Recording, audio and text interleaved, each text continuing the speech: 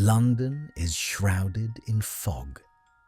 Where others see chaos, he finds the truth. The legendary detective Sherlock Holmes is back. Welcome to the channel. Put on your headphones, like the video, and subscribe. Let's begin.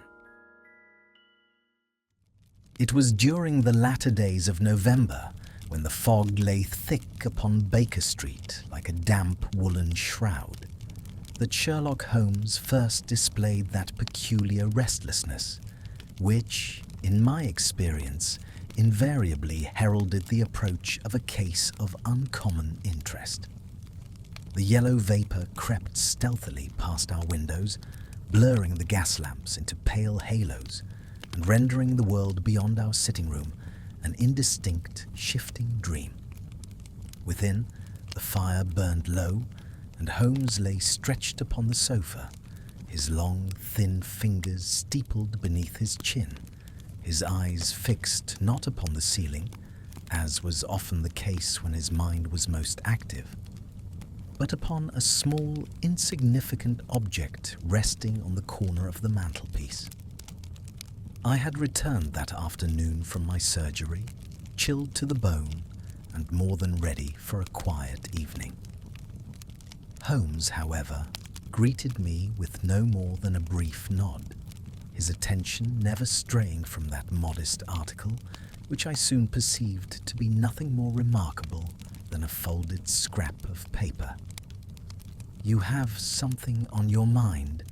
I ventured at last, after several minutes of oppressive silence. Holmes smiled faintly, though his eyes did not move. "I have something on my mind, my dear Watson, because something ought not to be." Such remarks, delivered with that maddening air of calm certainty, had long ceased to surprise me. I removed my coat and settled myself opposite him, content to wait. Holmes possessed an unerring sense of the dramatic. He would speak when the moment pleased him. "That paper," he continued at length, tapping it gently with a finger, "was handed to me this morning by Inspector Lestrade, who believed, quite sincerely, that he was bringing me the solution to a trifling matter of theft.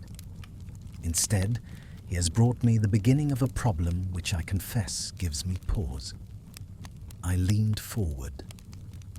"A theft. So it appears. A burglary in Bloomsbury, neat, almost courteous in its execution. Nothing broken, nothing disturbed beyond the immediate object taken. The victim, a Mr. Julian Markham, solicitor, returned home late to find a single drawer opened and a single document missing.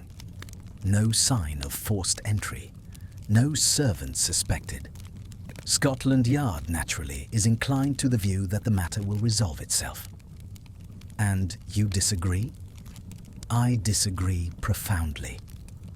Holmes rose and began to pace the room, his long strides carrying him back and forth upon the threadbare carpet. "What troubles me is not what was taken, but what was left behind." He handed me the scrap of paper. It was yellowed, its edges frayed, and bore upon it a few lines of writing in a neat but unremarkable hand. At first glance, it appeared to be a portion of an old account or memorandum, the ink faded with age. "This was found," Holmes said, "not in the drawer from which the document was removed, but upon the mantelpiece in Mr. Markham's study. Placed there deliberately, Watson, as one might place a calling card." I examined it more closely. The words themselves seemed innocuous enough. Figures, dates, and a brief notation referring to a transaction long concluded. "I fail to see—" "Precisely," Holmes interrupted. "So did Lestrade. So would any man who had not trained himself to observe the exceptional significance of the commonplace. Tell me, Watson, what do you notice?" I hesitated, conscious of the familiar test. "The paper is old," I said slowly. Older than the document taken, I should imagine. It bears no obvious connection to Mr. Markham's profession. And yet, Holmes replied softly, it was chosen. Chosen, Watson, with care. Before I could press him further, a knock sounded at the door. Mrs. Hudson entered, announcing that a gentleman from Scotland Yard had arrived. Inspector Lestrade followed her in, his face ruddy from the cold, and his expression one of forced cheer. "Afternoon, Mr. Holmes. Doctor," he said. "I trust I'm not intruding." "On the contrary," Holmes replied. "You are most welcome. I was just explaining to Watson why your trifling matter may not be trifling at all." Lestrade sighed and took a seat. "If this is about Markham again—" "It is about more than Markham," Holmes said sharply. "Have you received the report from Clerkenwell?" Lestrade's brows knit together. "You mean the death last night?" I felt a sudden tightening in my chest. "Death?" "A Mr. Edwin Carrow," Lestrade explained. "Accountant, found in his rooms early this morning. No sign of violence. Doctor's opinion is heart failure." Holmes had gone very still. "And was anything missing?" Lestrade hesitated. "Nothing of value, but, well, there was a bit of oddness."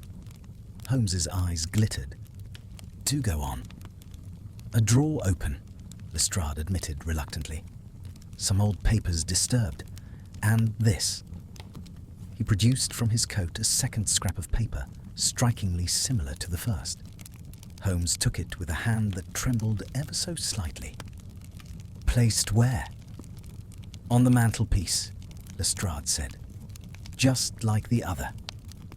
A silence fell upon the room, broken only by the distant rumble of carriage wheels in the street below. I watched Holmes closely, struck by the intensity of his expression. There was no triumph there, no delight in the unfolding puzzle, only a grave, almost troubled concentration.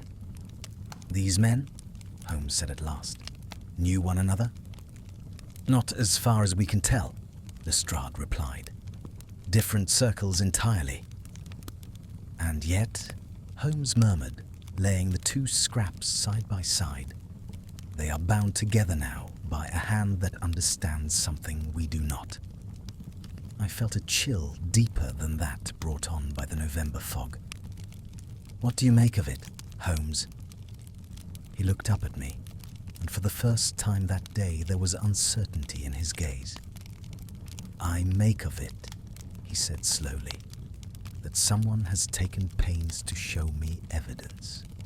Evidence that challenges certain assumptions upon which I have long relied."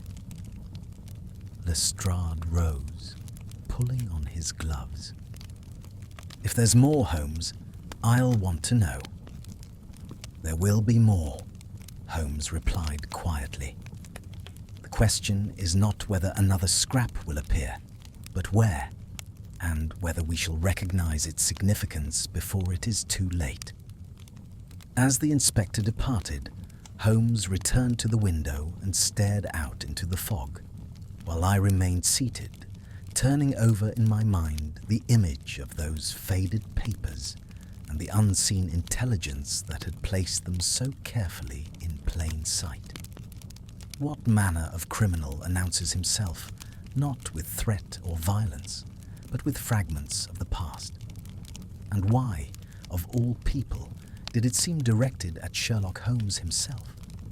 These were questions that, even then, troubled me deeply, and I could not shake the feeling that the answers, when they came, would disturb us both far more than we yet imagined. The morning that followed was colder still, as though the city itself was aware of the growing tension between us and the riddle unfolding before us. The fog had not lifted. Rather, it seemed to have thickened overnight, wrapping itself around every corner of London with an almost predatory resolve. I found myself dreading the day's work, for I knew that no matter how trivial the outward appearances of the case might seem, this would be a problem that would unsettle Holmes, and that was always a cause for concern. I had not yet had the opportunity to read the scraps of paper thoroughly, as I had been too occupied with the departure of Lestrade. But Holmes had remained lost in thought, pacing back and forth in the dim light of the sitting room. His brow was furrowed, his fingers playing absent-mindedly with the tips of his violin bow.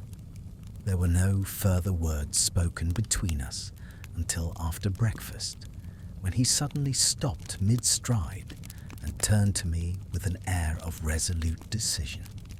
"We shall visit Mr. Markham this afternoon," he declared. I looked up from my breakfast, startled by the sudden shift in his mood. "But, Holmes, you have just received a second piece of evidence. Should we not visit the scene of Mr. Carrow's death first?" Holmes smiled, but it was a smile that failed to reach his eyes. "Ah, Watson, you are quick to reason, as always. However, there is a fundamental misunderstanding in your approach. While Mr. Carrow's death is no doubt intriguing, it is Mr. Markham who will provide us with the answers we seek. The connection between the two men is crucial, and the nature of the evidence they have each left behind suggests a shared understanding that must be explored." I felt my curiosity grow as Holmes spoke, and for the first time, a trace of excitement stirred in my chest. This was no ordinary burglary or simple death. Something far deeper was unfolding, something that threatened to rewrite everything we had assumed about the nature of crime. The streets of London were more than usually oppressive that afternoon. The fog seemed to squeeze the very life from the city's bustling crowds, and the towering buildings loomed like spectres above us. Holmes led the way with that quick, almost impatient stride of his coat trailing behind him like the dark flag of a captain leading his crew into unknown waters. I followed a pace or two behind, struggling to keep up with his constant pace, the chill of the air sinking deeper into my bones with every step. We arrived at Markham's townhouse just as the afternoon light began to fade, the fog darkening into something even more dismal. It was a narrow, elegant building nestled between two others on the edge of Bloomsbury, a place that screamed of wealth and old money, though its polish seemed just a little too meticulous, like a well-ordered tomb. Holmes rang the bell, and we were soon ushered inside by a pale servant who seemed unaccustomed to visitors. She led us up a narrow staircase and into the drawing room, where Mr. Markham awaited us. The solicitor, I noted with some surprise, was not at all what I had expected. His appearance was almost unremarkable. A man of perhaps 40 years, with dark hair prematurely streaked with grey at the temples, and a face that might have been handsome if not for the perpetual frown that seemed to settle across his brow. He wore a dark suit, sober and tailored, but something about the lines of his clothing seemed stiff, almost as though he were dressed for a role he did not truly inhabit. His hands, as he offered Holmes a seat, were slightly trembling, though he masked the movement with the sort of dignity one would expect from a man used to concealing his discomfort. "Mr. Holmes," Markham began, his voice strained but polite, "I trust you've come to put an end to this absurd affair. I must confess, I was more than a little surprised to receive your letter. I had assumed this was nothing more than a common burglary." Holmes did not immediately reply, instead surveying Markham closely, his eyes flicking between the man and the room itself, noting every detail. He took the seat opposite Markham with the elegance of a spider settling in the center of its web. "Mr. Markham," he said after a moment, his voice calm but carrying an unmistakable weight of authority. "I do not believe this is a matter of burglary at all." Markham's brows knitted together in confusion. "Then what is it? If you're suggesting some grand conspiracy, I assure you I have no enemies. At least, none that I know of." Holmes nodded as if he had expected this reaction. "The missing document you spoke of. It is not merely missing. It has been deliberately taken. The question is why. What was contained in that document, Mr. Markham?" Markham's lips tightened, and for a moment I thought he would refuse to answer. But after a long, drawn-out silence, he exhaled slowly and spoke. "It was a memorandum, a simple agreement between myself and another party. A legal matter of no consequence to anyone outside of the transaction." Holmes leaned forward. "Might I see it?" "No, it's gone," Markham said, his voice rising with agitation. "It was the document that was taken, and I assure you, Mr. Holmes, it contained nothing of any great import." Holmes, undeterred by the man's evasions, placed the two pieces of paper from the crime scene upon the table between them. Markham's eyes immediately flicked to them, and his face betrayed the faintest glimmer of unease. He quickly looked away, though not before Holmes had noted the change. "These papers were found at the scene of Mr. Carrow's death," Holmes said quietly, watching Markham closely. "And at your home, Mr. Markham. They are not of any legal matter, I presume." Markham's eyes darted nervously from the papers to Holmes and back again. He cleared his throat and shook his head. "I have no idea what those are. I don't even recognize the handwriting. They're of no consequence." Holmes's voice grew colder. "You expect me to believe that? That a piece of evidence so carefully placed, so deliberately positioned, has no significance?" Markham's eyes flashed with a momentary anger, but it was quickly hidden behind a mask of feigned calm.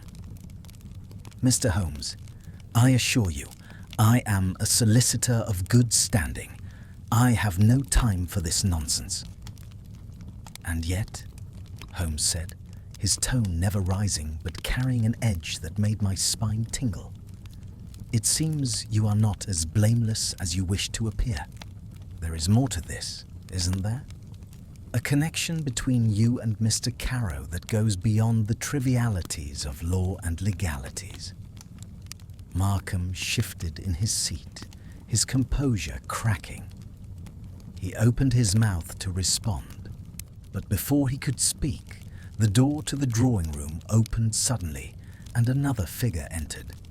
A tall man in a black suit, his face shadowed beneath a wide-brimmed hat.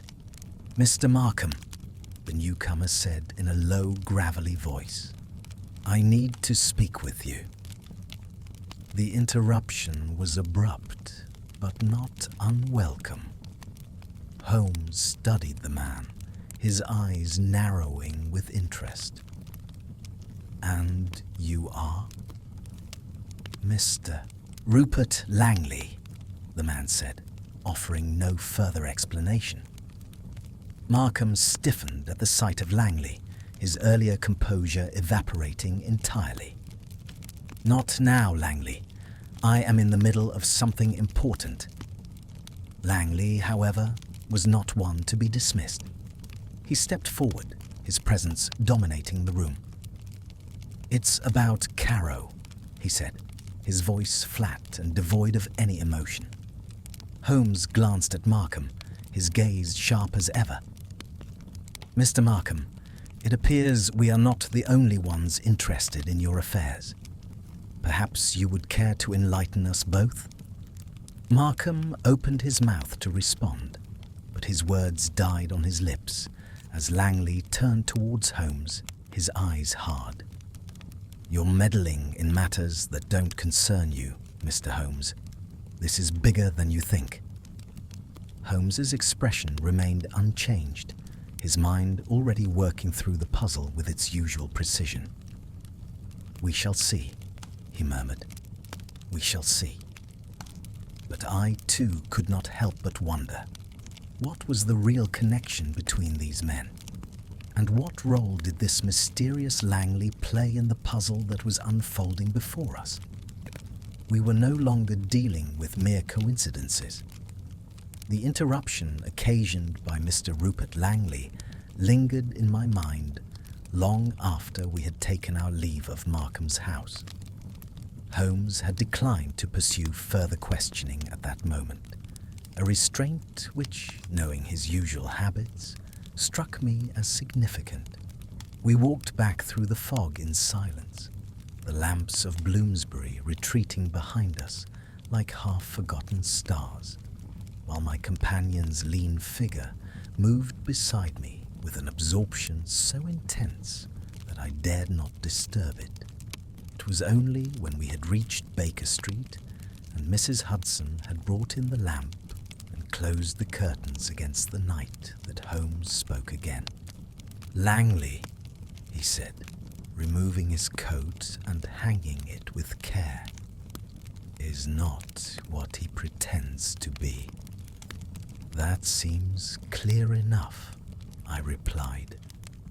"But who is he? A client? A business associate?" "Neither," Holmes answered, lighting his pipe and drawing upon it thoughtfully. "He is a man accustomed to command, but not to the law. His manner betrayed military habits, though his dress was civilian. More telling still was Markham's reaction to him, a reaction not of irritation, but of fear. I considered this. "You believe Langley exerts some hold over him?" "Undoubtedly, and Caro as well, I suspect." He crossed to the table and spread out the 2 scraps of paper once more. I noticed then, perhaps for the first time, that though the handwriting was similar, the ink differed slightly in hue. "Watson," Holmes said, "tell me what you make of these." I bent over them obediently. They appear to be fragments of old financial records, dated nearly 15 years ago. The figures suggest investments, perhaps private ones. "And the dates?" Holmes pressed. "They are irregular, not quarterly or annual, almost arbitrary." Holmes smiled thinly. "Arbitrary dates are rarely arbitrary, my dear fellow. These correspond within a day or two to several unsolved incidents: bank failures, quiet suicides, unexplained disappearances, events which at the time were deemed unconnected." I stared at him. "You mean to say you already knew of these?" "Knew of them? Yes. Understood them? No." He paused, tamping down his pipe. "That is what unsettles me. I have long held that crime follows discernible motives: profit, passion, fear. But what if motive itself were merely a mask?" Before I could reply, a sharp knock sounded at the door. Holmes's eyes flicked up instantly, alert once more. Mrs. Hudson admitted Inspector Lestrade, whose face was grave. "There's been another," he said without preamble. Holmes stood. "Tell me everything." "A woman this time, Mrs. Eleanor Finch, widow, lives alone in Kensington, found unconscious by her maid. Doctor says she'll recover. Drawer opened, papers disturbed, and on the mantelpiece." He reached into his pocket and produced a 3rd scrap of paper. Holmes took it, and for a moment his composure wavered. The scrap matched the others precisely in size and form. "Did Mrs. Finch recognize it?" Holmes asked. "No. Swore she'd never seen it before." Holmes nodded slowly. "Which is precisely what I expected." Lestrade frowned. "Expected? Then you know who's doing this?" "No," Holmes replied, "but I begin to see why." That night passed without sleep for either of us. Holmes remained awake, consulting old notebooks, cross-referencing dates and names with feverish intensity. I watched him from my chair, struck by a rare sense of unease. His confidence, though outwardly intact, was strained by something deeper, an affront to the very foundations of his method. By morning, he had resolved upon our next course. "We shall visit Mrs. Finch," he said. "And then, if I am not mistaken, we shall pay a call upon Mr. Langley." Mrs. Finch's home was a modest but tasteful house, its rooms filled with the quiet dignity of a life lived carefully. The woman herself, pale but composed, received us from her bed, where she lay propped upon pillows. "I cannot imagine why anyone would wish me harm," she said. "I have no enemies. My husband's affairs were settled years ago." Holmes listened attentively, his gaze wandering the room. When she mentioned her husband, I noticed the faintest tightening of his jaw. "Your husband," he said gently. "He died suddenly, did he not?" "Yes," she replied. "A stroke, 15 years ago." Holmes thanked her and took his leave. Outside, he turned to me with eyes alight. 15 years, Watson. Again and again." "And Langley?" I asked. Holmes's lips curved in a grim smile.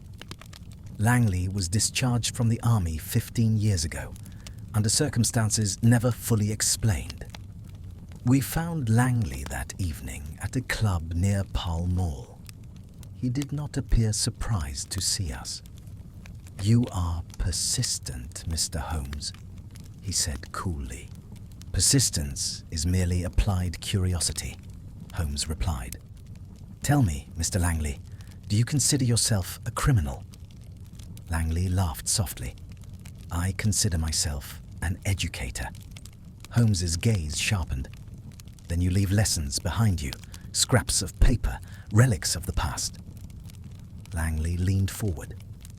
"Those relics are reminders. Men like Markham, Carrow, Finch, they built their fortunes on decisions made without consequence. I merely restore the balance." "And the woman," I interjected. "She nearly died."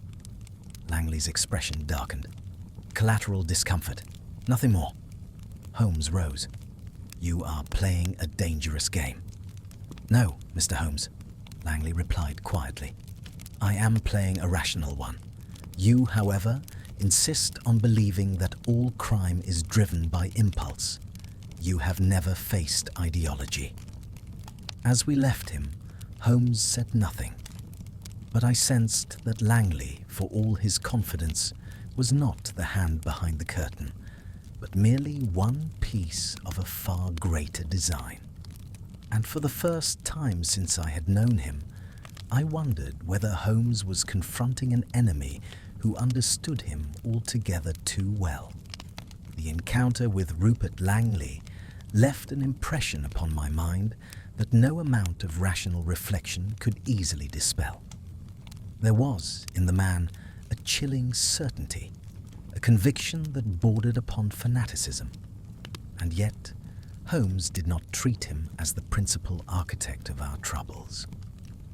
That alone was enough to convince me that matters were far more intricate than they yet appeared.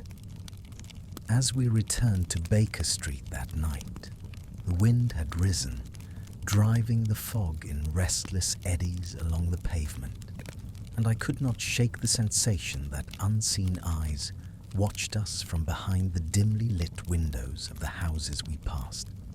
Holmes broke his silence only when we were safely within our rooms, the door bolted and the fire newly stirred. Langley believes himself the hand of justice, he said at last, removing his gloves with deliberate care. But no true ideologue announces himself so crudely. He wishes to be seen. You think he is a distraction? I asked. A willing one, Holmes replied. He frightens the guilty, unsettles the authorities, and yet accomplishes nothing directly. That makes him useful to someone else. To whom? I pressed. Holmes shook his head. Not yet, but I suspect the answer lies not in the present crimes, but in those older events to which the scraps of paper so persistently refer. He took from his desk a thick ledger, its spine cracked with age, and laid it open. I recognized it as one of his private compilations, a catalogue of cases, rumors, and unsolved mysteries which he consulted only on the gravest occasions. These, he said, indicating a series of entries marked in red ink, are incidents from 15 years ago. At the time, each was dismissed as unfortunate but unremarkable.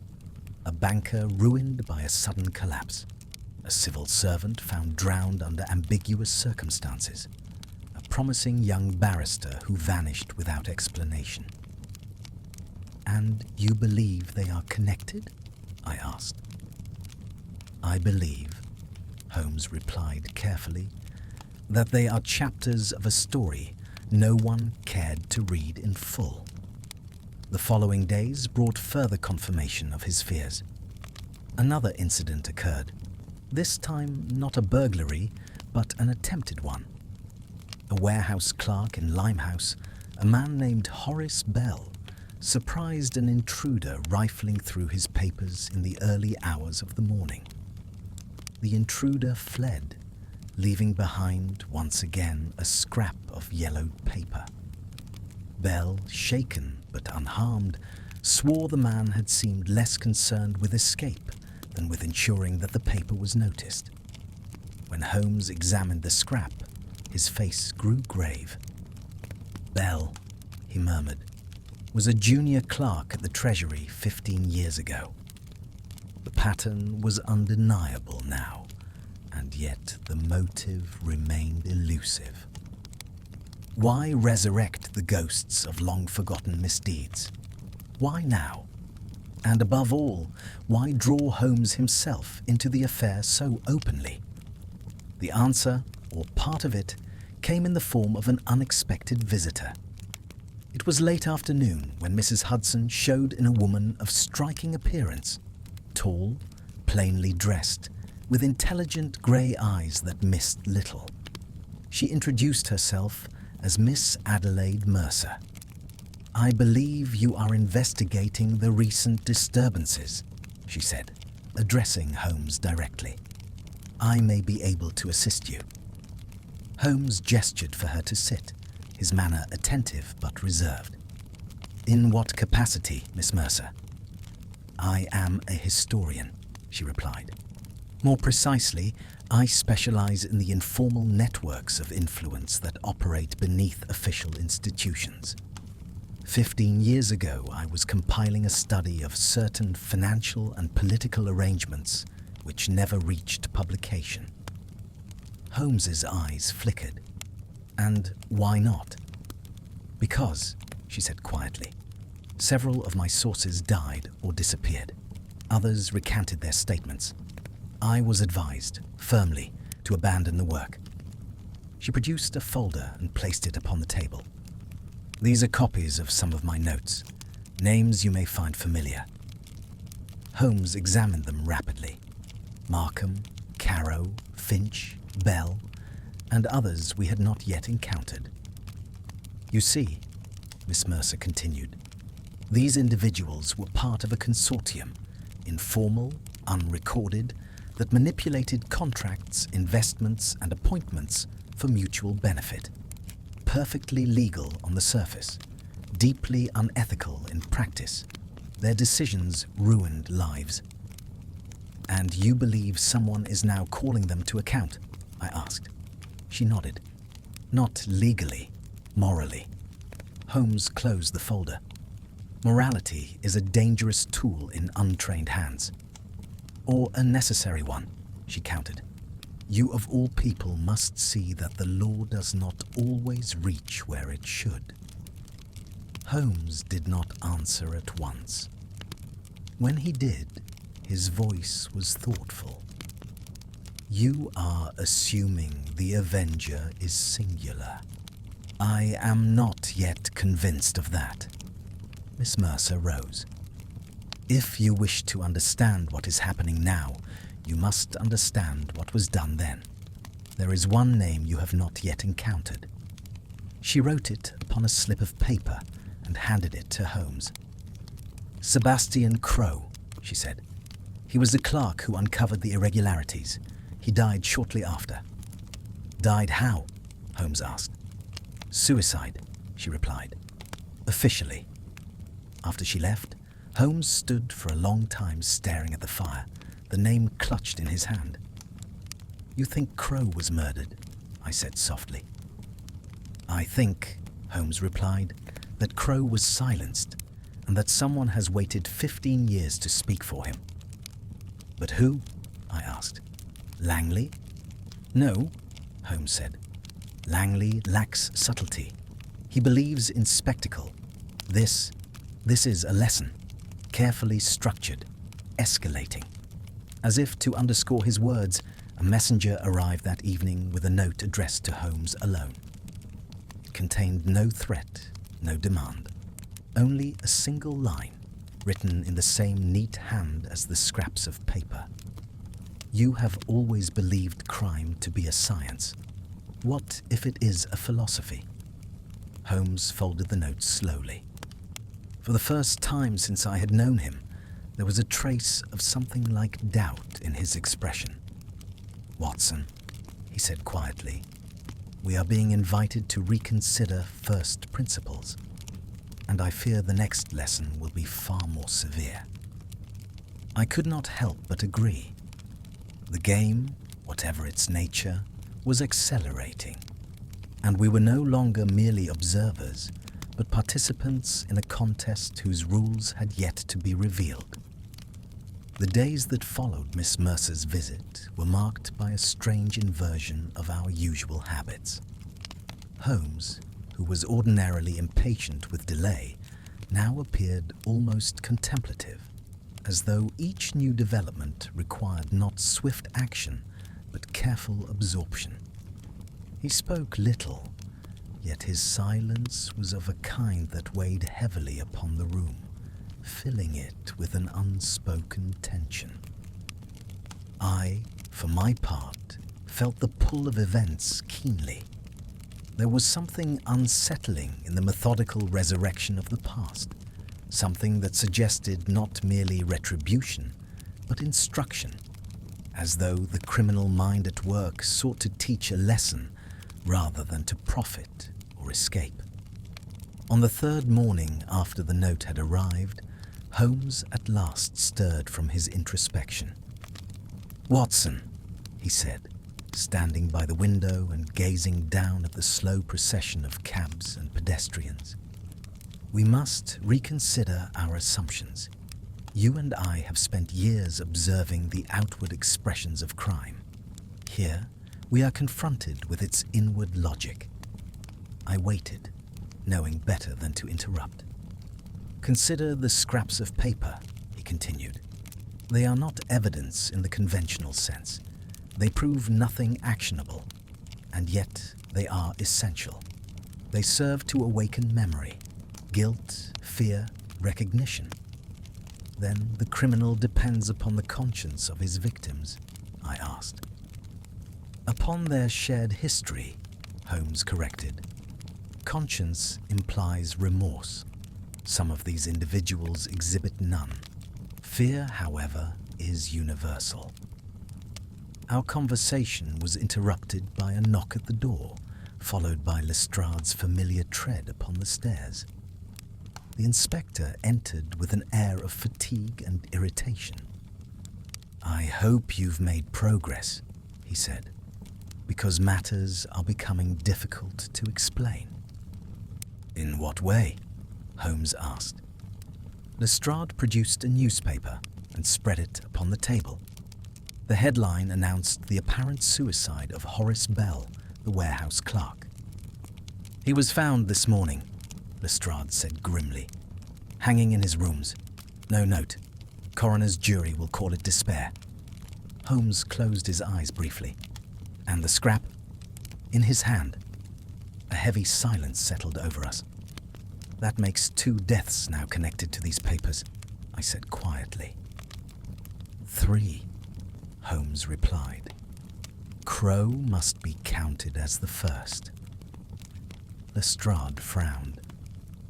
You're telling me this goes back 15 years? That we're chasing a ghost? Not a ghost, Holmes said. An idea. Lestrade snorted. Ideas don't kill men. Men kill men in the name of ideas every day, Holmes replied calmly. After the inspector left, Holmes turned to me with renewed resolve. It is time we examined Crow's life more closely. If he is the axis upon which this turns, then his associations will lead us further. We began at the Public Record Office, where Holmes requested files relating to Sebastian Crow. The clerk, after some searching, produced a thin folder. Too thin, Holmes observed, for a man whose work had apparently touched so many spheres. Missing, Holmes murmured. Curious. Our next stop was far less official.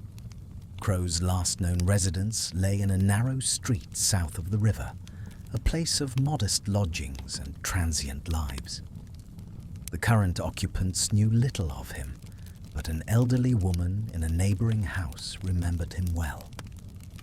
A quiet gentleman, she said, always with papers under his arm, nervous towards the end.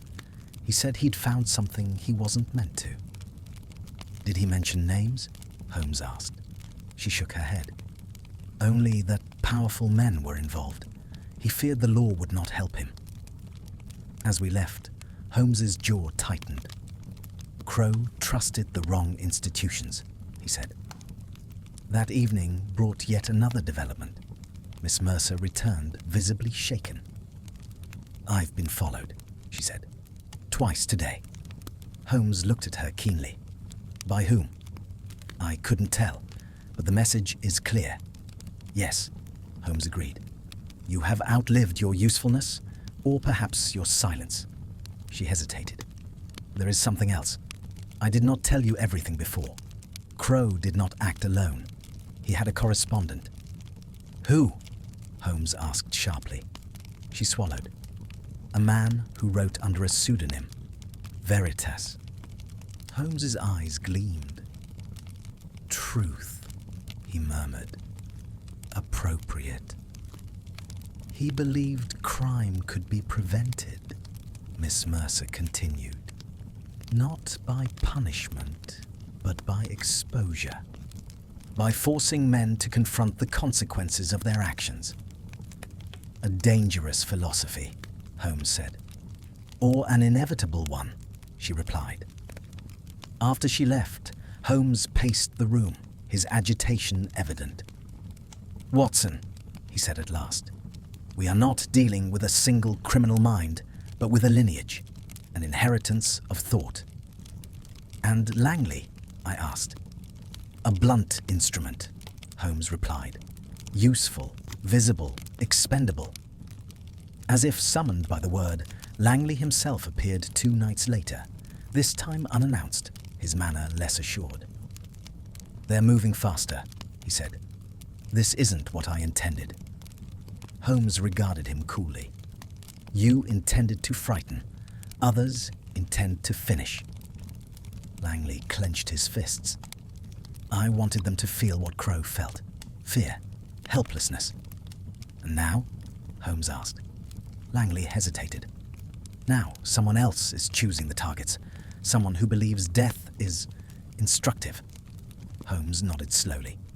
Then you have lost control. Yes, Langley admitted. And I think I know who holds it. Before Holmes could press him, A shout rose from the street below. We rushed to the window to see a crowd gathering. A man lay collapsed upon the pavement, a scrap of paper fluttering from his grasp.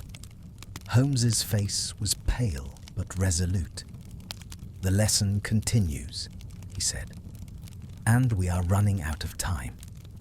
As we hurried down into the street, I could not escape the dreadful impression that the criminal, whoever he might be, was not merely committing acts of vengeance, but constructing an argument, step by step, written in fear, memory, and blood.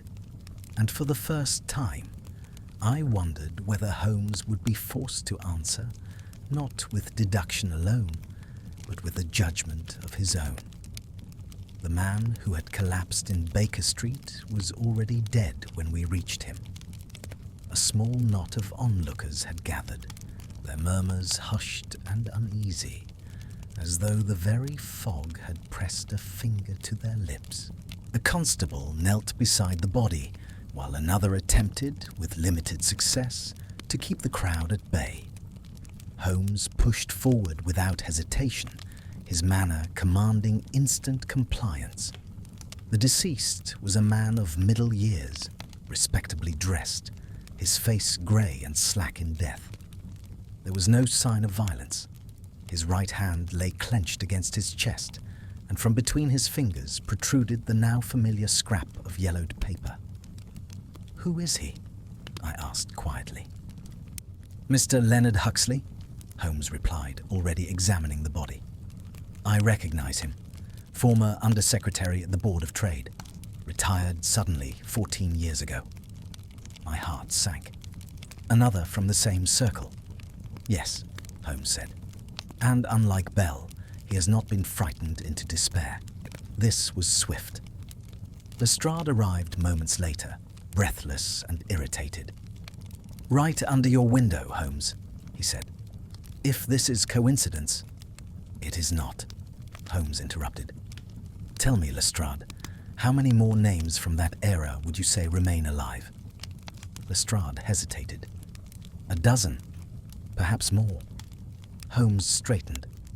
"Then, unless we act decisively, this street may not be the last stage chosen for the demonstration."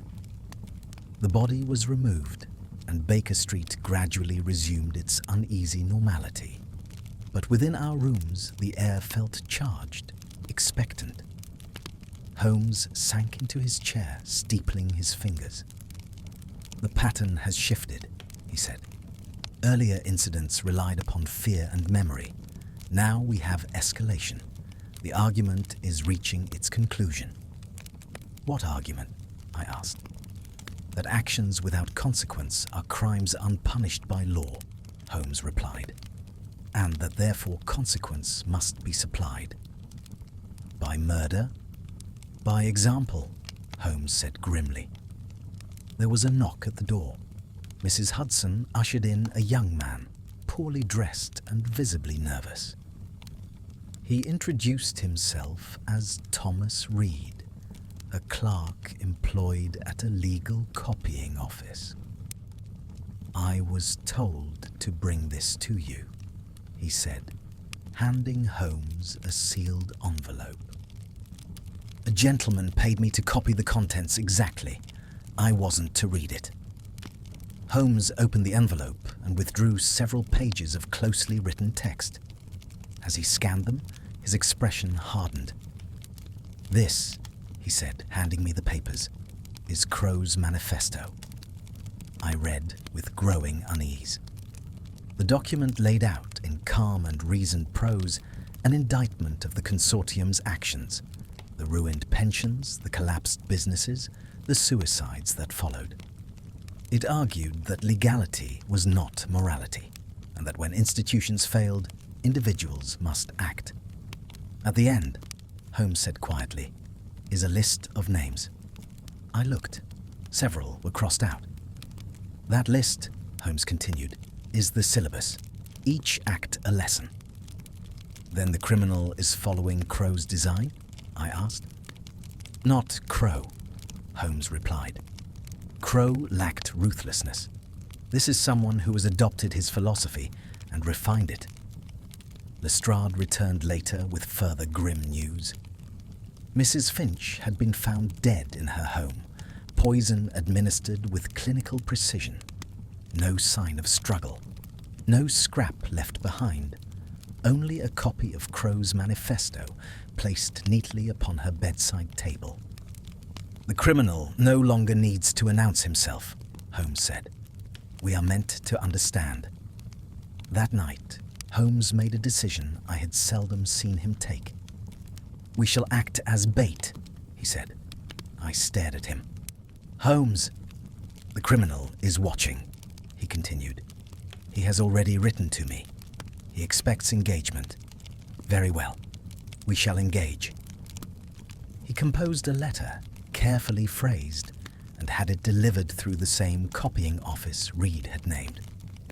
It challenged the anonymous author not on morality, but on logic, questioning whether fear-induced deaths truly constituted justice or merely perpetuated harm.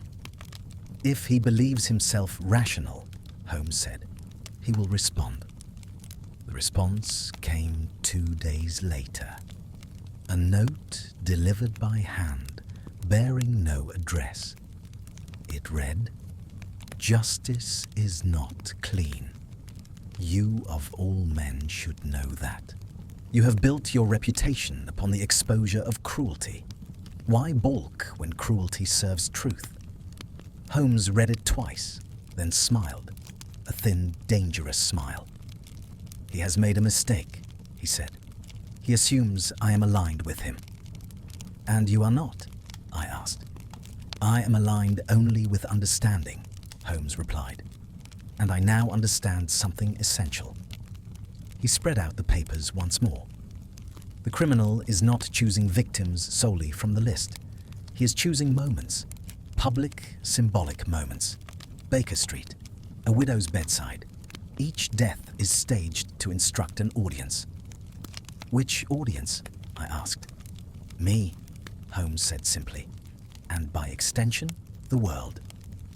Another death followed before we could act. A man named Arthur Pell, former contractor, found drowned in the Thames. This time, however, there was an anomaly. The scrap of paper left behind bore not a name or date, but a quotation. "The certainty of punishment is more effective than its severity." Holmes's eyes gleamed. "Beccaria," he said. "Criminal philosophy." "He's lecturing," I said. "Yes," Holmes replied. "And tomorrow he will examine." He turned to me suddenly. "Watson, if I am correct, the next act will not be a killing." "What will it be?" "A revelation," Holmes said. "One designed to force my hand." Even as he spoke, the bell rang again. Mrs. Hudson brought in a telegram. Holmes read it, then handed it to me. "Public meeting tonight at Guildhall." Anonymous pamphlets circulated. Names named. Holmes reached for his coat. "The evidence that changes everything," he murmured. "Not for me alone, but for the law itself." As we hurried out into the fog once more, I felt a profound disquiet. The criminal no longer lurked in shadows. He argued in public, killed in daylight, and dared Sherlock Holmes to contradict him. And I could not help but wonder whether, in dismantling this philosophy of crime, Holmes might be forced to confront the most unsettling question of all.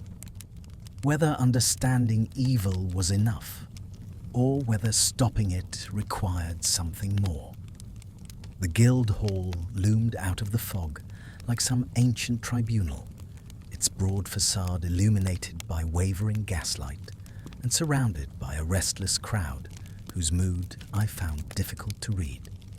There was excitement, certainly, but also apprehension, a sense that something irrevocable had been set in motion.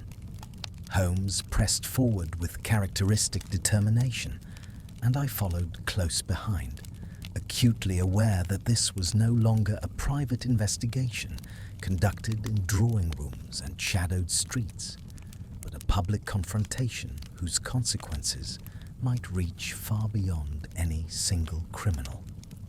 Inside, the great hall buzzed with conversation. Pamphlets were being passed from hand to hand, their cheaply printed pages rustling like dry leaves. Holmes snatched one from a passing gentleman and scanned it rapidly. "Names," he murmured. "Dates, transactions, all accurate as far as I can tell." I read over his shoulder and felt a chill. The pamphlet laid out with brutal clarity the consortium's actions, how contracts had been steered, how markets had been manipulated, how certain men had risen while others fell into ruin. It stopped short of accusing any individual of murder, but the implication was unmistakable. These were crimes in all but name. Lestrade appeared at our side, his face flushed. "This is libel, Holmes. Plain and simple. We can shut it down." "No," Holmes replied calmly. "You cannot. Every fact here is verifiable. To suppress it would only confirm the argument." At the far end of the hall, a small platform had been erected. A man stepped onto it, tall, spare, his features indistinct in the shifting light. A murmur ran through the crowd. "That is not Langley," I whispered. "No," Holmes agreed. "This is the principal." The man began to speak, his voice clear and measured. He did not shout. He did not inflame. He explained. He spoke of accountability, of moral responsibility beyond the law, of the duty of society to confront uncomfortable truths. "Who is he?" I asked. Holmes's eyes never left the speaker. "If I am not mistaken," he said slowly, "he is Edward Hale." "Hale?" I echoed. "The barrister." "The former barrister," Holmes corrected. "Disbarred 15 years ago after a scandal involving falsified evidence that implicated members of the consortium." My heart sank. Then he was ruined by them. "Yes," Holmes said, "and educated." As Hale concluded, applause broke out, hesitant at first, then swelling. Before Lestrade could act, the man stepped down and vanished into the crowd. Holmes did not pursue him. Instead, he turned to me with an expression of grim satisfaction. "He wanted me to see this," he said, "to understand the scope of his ambition." "And what is that?" I asked. "To put crime itself on trial," Holmes replied. "Not acts, but systems." The following morning brought the inevitable backlash. Newspapers denounced the pamphlets. Lawyers threatened suits. Politicians demanded investigations. Holmes read it all with detached interest. "They are reacting exactly as he anticipated," he observed. "Defensive, indignant, focused on procedure rather than substance." "And the killings?" I asked. "Will he continue?" Holmes shook his head. "Not unless provoked. Hale believes himself rational. He uses violence sparingly, only to illustrate a point." His assessment was tested that very afternoon when Langley was found dead in his lodgings, a single gunshot wound to the head. No scrap of paper, no manifesto. "This," Lestrade said grimly, "looks like murder." "Yes," Holmes agreed, "and it is a deviation." "You think Hale killed him?" I asked. "No," Holmes said. "I think someone wants us to think so." Holmes examined the scene carefully. Langley was a liability. He spoke too freely. Someone has removed him and attempted to fold the act into Hale's pattern. "A third party," I suggested. "Or an old one," Holmes replied. "The consortium is not entirely defunct. Some members remain with much to lose." That evening, Holmes received another note, this time more urgent. They are trying to silence me. You know now what I know. If I fall, the argument must continue." Holmes crushed the paper in his hand. "He is overestimating me," he said quietly. "I am not a revolutionary." "No," I said, "but you are an arbiter of truth." Holmes looked at me sharply, then softened. "Perhaps, but truth without restraint is chaos." The next day, a warrant was issued for Hale's arrest, based on circumstantial evidence linking him to the pamphlets and the earlier deaths. Holmes watched the development with visible concern. "They are moving too fast," he said, "and too bluntly." Sure enough, Hale vanished before the warrant could be served. "He anticipated this," Holmes said, "and now he will escalate, not with deaths, but with proof." That proof arrived in the form of documents delivered simultaneously to several newspapers. Contracts, letters, memoranda, evidence of wrongdoing so extensive that it could not be ignored. The city reeled. Markets trembled. Names once respected were spoken with suspicion. Holmes studied the documents late into the night. "They are genuine," he said, "and damning." "But illegally obtained," I noted. "Yes," Holmes replied, "which is the crux of Hale's argument, that justice constrained by law is no justice at all." A final note arrived just before dawn. "Meet me. One conversation. You owe it to logic." Holmes read it, then looked up at me. "Watson," he said, "this case is no longer about catching a criminal. It is about deciding whether crime can ever be justified by its outcome." "And what do you think?" I asked. Holmes was silent for a long moment. "I think," he said at last, "that whatever I decide, it will change how I understand crime forever." As we prepared to leave Baker Street once more, I felt the weight of that admission keenly. The enemy we faced did not skulk in shadows, nor did he seek wealth or escape. He sought conviction, both his own and ours. And I feared that in meeting him, Holmes would be forced to confront a truth more unsettling than any murderer's confession. That the line between justice and crime, once crossed, could never be wholly retraced. The place named in Hale's message was a derelict printing warehouse near the river, a cavernous structure of brick and iron whose windows were filmed with grime and whose doors bore the scars of long neglect. Dawn had not yet fully broken when Holmes and I arrived. The sky over the Thames a sickly grey, the water moving sluggishly beneath the arches like some great brooding creature. Holmes paused before entering, his hand resting for a moment upon the latch, as though weighing not merely the danger of the encounter, but its philosophical consequence.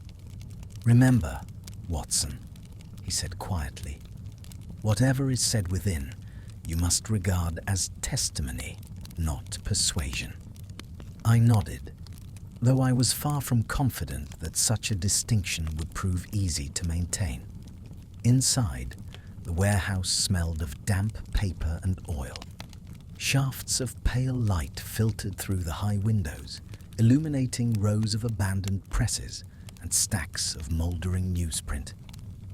At the far end, a single lantern burned. Beneath it stood Edward Hale. He looked older than I had expected. His hair, once dark, was threaded with grey, and the lines in his face spoke of years of strain rather than age alone. Yet his posture was erect, his gaze steady, and when he spoke, his voice carried the calm authority of a man who believed utterly in the righteousness of his cause. "Mr. Holmes," he said, "you came." "I was curious," Holmes replied. "Curiosity is my chief vice." Hale smiled faintly. Then we share at least one flaw. They faced one another across the littered floor, two minds measuring each other with the precision of duelists. I remained slightly behind Holmes, acutely aware that my presence, though noted, was largely irrelevant to the exchange that was about to unfold. "You have been very busy," Holmes said. "Pamphlets, documents, demonstrations, deaths." "Consequences," Hale corrected. "Long delayed ones." "Consequences chosen by you," Holmes said. "Without mandate, without restraint." Hale spread his hands. "Restraint is the luxury of those protected by the law. Crow believed, as I do, that when the law is captured by the powerful, justice must find other instruments." "Crow," Holmes said softly. "You knew him well." "He was my friend," Hale replied, "and my teacher, though he did not live to see the lesson completed." Holmes's eyes sharpened. "Crow did not kill." "No," Hale admitted. "Crow exposed. He trusted that exposure would be enough. He was wrong." "You have improved upon his method," Holmes said, "by adding fear." "By adding certainty," Hale replied. "Men act only when consequences are inevitable." Holmes paced slowly, his boots echoing against the stone floor. "You are constructing a theory of crime," he said, "one in which ends justify means." "I am constructing a corrective," Hale said. "You, of all men, have seen how many escape justice through cleverness, influence, chance.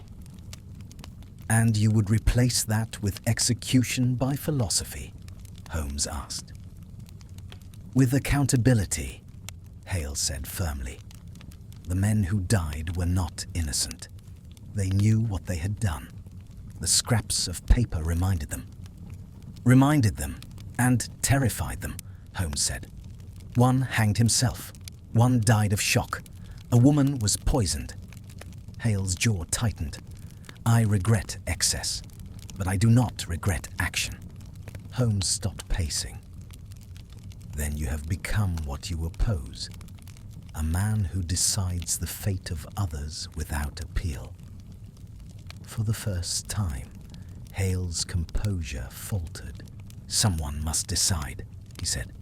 "If not me, then who? The courts? Parliament? You know better." Holmes regarded him intently. "You believe I am sympathetic to your cause?" "I believe you understand it," Hale replied. "You dismantle lies for a living. You thrive on truth." "Truth," Holmes said, "is not justice. It is merely information." Their exchange was interrupted by a sudden sound, the creak of a door, the scuff of a boot. Holmes turned instantly. "We are not alone," he said.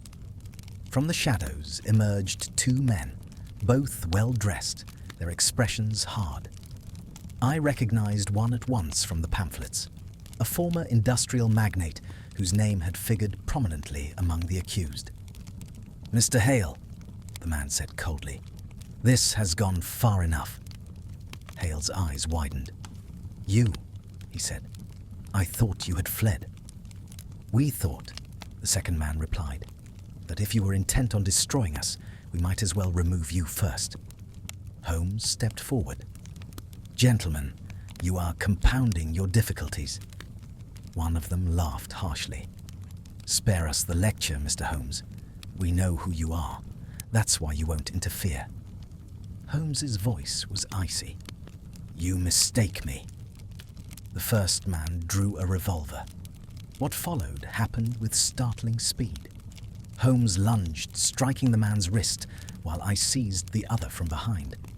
The gun discharged, the report deafening in the enclosed space, the bullet shattering a lantern and plunging half the warehouse into darkness. There was a brief, chaotic struggle, then the sound of footsteps fleeing.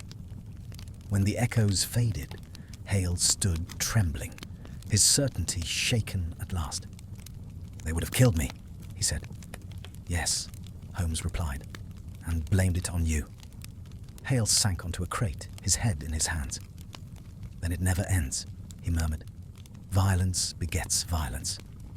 Holmes crouched before him. That, he said quietly, is the lesson you have been teaching. It is also the lesson you must now learn. Hale looked up. You will turn me in. Yes, Holmes said. And you will testify. They will bury the truth, Hale said bitterly. No, Holmes replied. Not if it is presented correctly. Evidence gathered illegally may taint a case, but evidence corroborated by lawful means can still be used. Hale stared at him. You intend to rebuild the case, legally. I intend, Holmes said, to separate justice from vengeance. Sirens sounded faintly in the distance. Lestrade, no doubt, alerted by the gunshot. They will call me a criminal, Hale said. You are one, Holmes replied without malice. But you are also a witness. As the police arrived and Hale was taken into custody, Holmes stood watching, his expression unreadable. We walked back towards the river in silence. At last, I spoke. You saved him. Holmes nodded. And in doing so, I preserved the possibility that truth may yet prevail without further bloodshed. But it has cost lives already, I said. Yes, Holmes replied softly. And that is what will trouble me. We reached the embankment, the river flowing darkly beside us. This case, Holmes said at last, has shown me something I would rather not have learned. That crime may be committed not only for gain or passion, but for belief. And belief is far harder to defeat. As we turned back towards the waking city, I sensed that though one chapter of the affair was closing, its implications were only beginning to unfold. The evidence had indeed changed everything Holmes knew about crime. But whether it had strengthened his faith in justice or merely complicated it was a question that remained painfully unresolved. The arrest of Edward Hale did not bring the sense of relief I had expected. On the contrary, as the days unfolded, I became increasingly aware that the removal of one man, however central his role, had failed to still the larger disturbance he had unleashed. London, once content to accept the quiet machinery of its institutions, now buzzed with questions, accusations, and a pervasive unease that no constabulary presence could easily suppress. Holmes, for his part, seemed altered by the experience. He returned to his customary routines, chemical experiments, violin practice, long hours of reading. But there was a new deliberation in his movements, a thoughtful gravity that had not been present before. I caught him more than once staring into the fire with an expression that suggested not deduction, but contemplation. The newspapers, meanwhile, were relentless. Hale was painted alternately as a monster and a martyr. The deaths associated with his campaign were scrutinized endlessly, while the documents he had released continued to ripple outward, prompting resignations, inquiries, and whispered negotiations behind closed doors. Lestrade visited us frequently during this period, his usual brusqueness tempered by genuine concern. "The Crown's in a bind," he admitted one evening, loosening his collar as he sat by the fire. "Hale's evidence is explosive, but half of it's poisoned by how it was obtained. And the men implicated, some of them are fighting back hard." Predictably, Holmes replied, "Power rarely relinquishes itself gracefully." "There's more," Lestrade added. "2 of the surviving members of the consortium have vanished, left the country most likely." Holmes looked up sharply. "Which 2? Lestrade named them. One was a shipping magnate, the other a financier whose name had appeared repeatedly in Crow's old notes. "And the rest?" Holmes asked. "Laying low, hiring guards, destroying papers." Holmes's lips tightened. Then the lesson continues, though the teacher has changed. "What do you mean?" I asked. Hale believed he was orchestrating a controlled exposure. Holmes replied. "In reality, he has triggered panic. Panic is rarely discriminating." As if to underscore his words, a messenger arrived that same night with grim news. The body of Miss Adelaide Mercer had been found in her lodgings, her death officially attributed to an accidental overdose of laudanum. Holmes read the report in silence. "This was no accident," he said at last. "But she was not on Hale's list," I protested. "No," Holmes agreed, "which is precisely why she is dead. She knew too much, and she knew how to contextualize it." The implications were chilling. The narrative of moral reckoning had fractured, giving way to something more familiar and far more dangerous: suppression. Holmes visited Hale in custody the following morning, returning with a grim expression. "He knows nothing of Mercer's death," Holmes said, "and he is terrified, not for himself, but for his work. He fears it will be discredited, buried beneath the scandal of his methods." "Will it?" I asked. "That depends," Holmes replied, "on whether the truth can survive without its original champion."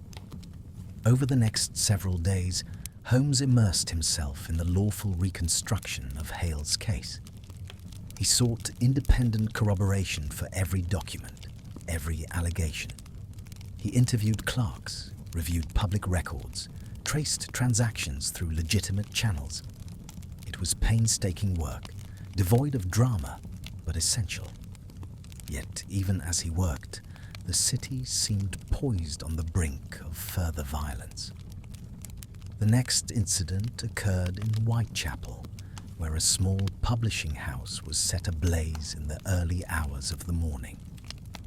The building housed the presses that had printed Hale's pamphlets. Though no lives were lost, the message was unmistakable. "They are erasing the evidence," I said. "They are attempting to," Holmes corrected. "But fire draws attention as readily as it destroys." Indeed, the arson provoked renewed outrage. Public sympathy, which had wavered after Hale's arrest, swung back toward the cause he had articulated, if not his methods. That evening, Holmes received a letter written in an unfamiliar hand. "You have cut off one head. Others remain. Decide where you stand." Holmes read it twice, then handed it to me. "They believe me undecided," he said. "Are you?" I asked quietly. Holmes did not answer at once. When he did, his voice was subdued. "I have always believed that understanding crime was sufficient to defeat it. This case suggests otherwise." He rose and began to pace. "Hale committed crimes to expose crimes. His enemies now commit crimes to conceal crimes. Each justifies himself by reference to the other." "And the law?" I asked. "The law," Holmes said, "is caught between." Another death followed. Not a member of the consortium, but a journalist who had been investigating Mercer's work. He was found drowned, his pockets weighted with stones. The brutality of the act shocked even the most cynical observers. Lestrade arrived in a fury. "This is getting out of hand, Holmes. Someone's using the chaos as cover." "Yes," Holmes said, "and that someone understands both fear and opportunity." "You think there's a new player?" Lestrade asked. "I think," Holmes replied, "that the original crimes created a vacuum. Vacuums attract those who thrive in disorder." Holmes requested the journalist's notes. As he reviewed them, his expression grew intent. He was close, Holmes said. Too close.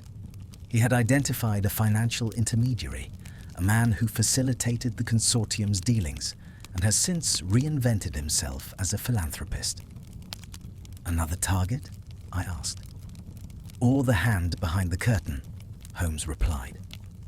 That night, Holmes confided something to me that startled me deeply.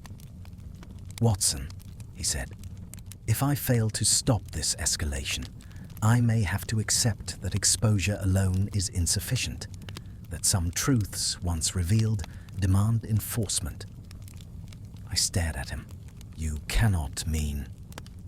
I mean, Holmes said quietly, that understanding crime may not absolve one from acting against it. The following day, Holmes arranged a meeting with the philanthropist, Sir Lionel Barrington, under the pretext of a charitable inquiry. Barrington received us graciously in his opulent home, his manners impeccable, his assurances smooth. I deplore violence, Barrington said. I have devoted my life to repairing past harms. Holmes listened politely, then produced a ledger. Do you recognize this? He asked. Barrington's smile faltered. No. It records transfers you authorized 15 years ago, Holmes said. Transfers that enabled the consortium's actions. Barrington stiffened. You have no proof. Holmes's gaze was unwavering. Not yet, but others are looking. Barrington's eyes flicked to the window, then back to Holmes. You are playing a dangerous game. So are you, Holmes replied. As we left, I sensed that we had crossed a threshold. Holmes had moved from observer to catalyst. The evidence had indeed changed everything. Not only his understanding of crime, but his role in confronting it. That night, as I recorded these events, I could not escape the feeling that the true climax of the affair lay still ahead. The original mystery had given way to a larger, more troubling question: whether justice could survive once its mechanisms were exposed as flawed. And at the center of it, all stood Sherlock Holmes, no longer merely the solver of crimes, but a man forced to decide how far understanding could go before it demanded action. The meeting with Sir Lionel Barrington left behind it a residue of unease that neither Holmes nor I could readily dispel. There was nothing overtly incriminating in the man's conduct. No raised voice, no visible threat. Yet beneath his polished civility, I sensed a steeliness that spoke of long practice in concealment. Holmes, too, was affected, though he gave no outward sign beyond a heightened alertness, as though every sound in Baker Street had taken on new significance. For several days thereafter, Holmes pursued Barrington's affairs with relentless precision. He examined charitable ledgers, traced donations through labyrinthine accounts, and interviewed clerks whose loyalty to their employer wavered under careful questioning. What emerged was not yet proof, but suggestion, a shadow of influence cast across decades, linking the old consortium to newer enterprises that had flourished suspiciously well. He is no mere beneficiary of past wrongdoing, Holmes said one evening, laying aside a sheaf of notes. He is its custodian. A keeper of the system? I asked. Precisely, Holmes replied. While others schemed and profited, Barrington ensured continuity. When Crowe threatened exposure, it was Barrington who neutralized the threat, not with murder, but with discredit. And now? I pressed. And now, Holmes said quietly, he is frightened. Hale's actions disrupted the balance. Fear has driven others to rash acts. Barrington prefers control. As if summoned by the thought, a letter arrived addressed to Holmes in an elegant hand. You are venturing into territory best left undisturbed. There are forces at work beyond any one man's reckoning. Holmes read it, then smiled faintly. "A warning couched as concern," he said. "Classic." The same night brought a more tangible development. Lestrade appeared at our door, his expression grim.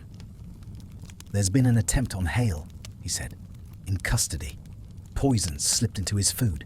He survived. Barely." Holmes sprang to his feet. "Security?" "Compromised," Lestrade admitted. "We're investigating." "They are accelerating," Holmes said. "Barrington knows Hale may testify." "And you?" Lestrade asked. "What do you know?" "I know," Holmes replied, "that the next move will be decisive." Holmes requested permission to see Hale immediately. At the prison infirmary, we found the man pale but conscious, his once assured demeanor shaken. "They're afraid," Hale whispered. "That means it's working." "Or unraveling," Holmes replied. "Tell me everything you know of Barrington." Hale hesitated, then nodded. "He was the intermediary. Funds passed through him. He kept records, but not where you'd expect." "Where?" Holmes asked. "In plain sight," Hale said faintly. "Embedded in charitable accounts. Audits never questioned generosity." Holmes's eyes gleamed. "Of course," he murmured. "The safest place to hide is beneath virtue." Upon our return to Baker Street, Holmes set to work with renewed urgency. He compared Barrington's charitable disbursements with historical financial crises, noting correlations too precise to ignore. Patterns emerged. Aid given shortly after collapses that benefited consortium interests. Relief funds routed through firms later absorbed at a discount. "This," Holmes said, tapping the papers, "is the architecture of impunity." Yet evidence, however compelling, remained circumstantial without access to Barrington's private records. Holmes knew it, and so did I. "You are considering something unorthodox," I said cautiously. "Yes," Holmes replied, "but not unlawful." He arranged a public lecture under the auspices of a scientific society, inviting Barrington as a patron. The subject, innocuous on its face, concerned statistical anomalies in philanthropy. Barrington attended, confident and attentive. As Holmes spoke, he wove his argument subtly, presenting hypothetical scenarios that mirrored Barrington's operations. The audience listened with polite interest until Holmes introduced a case study whose details aligned unmistakably with Barrington's own history. I watched Barrington closely. His expression remained composed, but his fingers tightened upon his cane. After the lecture, Barrington approached Holmes with forced cordiality. "A stimulating talk," he said, "though one might accuse you of seeing conspiracies where none exist." Holmes inclined his head. "Patterns invite interpretation." "Be careful," Barrington said softly. "Interpretation can become accusation." Holmes's gaze was steady. "And silence can become complicity." Barrington's smile vanished. "You are out of your depth, Mr. Holmes." "On the contrary," Holmes replied, "I am exactly where I belong." The next day, Holmes received what he had anticipated, an invitation to Barrington's home. The tone was cordial, but the urgency unmistakable. "Come," Holmes said, taking his coat. "He wishes to negotiate." Barrington received us in his study, a room lined with books and adorned with portraits of benefactors and statesmen. He wasted no time. "You are forcing my hand," Barrington said. "I have maintained stability. You would replace it with chaos." "You mistake exposure for chaos," Holmes replied. "It is merely light." Barrington leaned forward. "If you proceed, men will fall. Markets will panic. Innocents will suffer. Innocents have already suffered, Holmes said calmly. Barrington's voice hardened. Then consider this. Withdraw. Allow the matter to settle. Hale will be discredited. The documents will fade. In return, I will ensure no further blood is shed. Holmes studied him intently. You offer peace in exchange for silence. I offer order, Barrington said. Holmes rose. You offer fear. As we left, Barrington called after him. You are not immune, Mr. Holmes. Reputations are fragile. Holmes did not turn. That night, Holmes confided his decision to me. I will proceed, he said. Not as an avenger, nor as a crusader, but as an analyst. I will dismantle the system piece by piece. And if it costs you, I asked. Holmes met my gaze. Then it will prove that even understanding has consequences. As I retired to my room, I felt the full weight of the moment.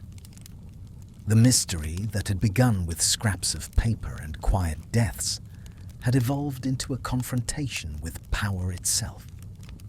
Holmes stood poised between exposure and restraint, knowing that either path carried peril. Outside, the fog pressed against the windows once more, as if the city itself were holding its breath, waiting to see whether truth, once revealed, could survive the forces determined to suppress it. The days following Holmes's refusal of Barrington's offer were marked by a subtle but unmistakable tightening of the air around us. It was not merely that we were watched, though I became certain that we were, but that the city itself seemed to shift, as if powerful interests were adjusting their weight in anticipation of an inevitable blow. Holmes remarked upon it only once, observing that when pressure builds within a closed system, one may predict the point of rupture with mathematical certainty. We are approaching that point, he said. Our first indication that Barrington had chosen a counterstroke came in the form of a rumor rather than an attack. A small item appeared in an evening paper, hinting that Holmes's recent activities were driven not by public spirit, but by personal animus, an alleged grievance involving a failed investment years before. The suggestion was clumsily veiled, yet dangerous precisely because of its vagueness. They are testing the water, I said. Yes, Holmes replied, and establishing a narrative.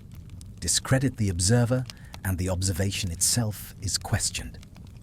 Within 48 hours, the rumor had been repeated elsewhere, embellished and distorted. Holmes, who had faced slander before, treated it with outward indifference. Yet I saw the calculation behind his calm. They cannot attack the evidence yet, he explained. So, they attack the interpreter. Lestrade confirmed our fears when he arrived one evening with an uncharacteristic reluctance. I'm being leaned on, he admitted. Questions about my association with you. Suggestions that this investigation has become politicized.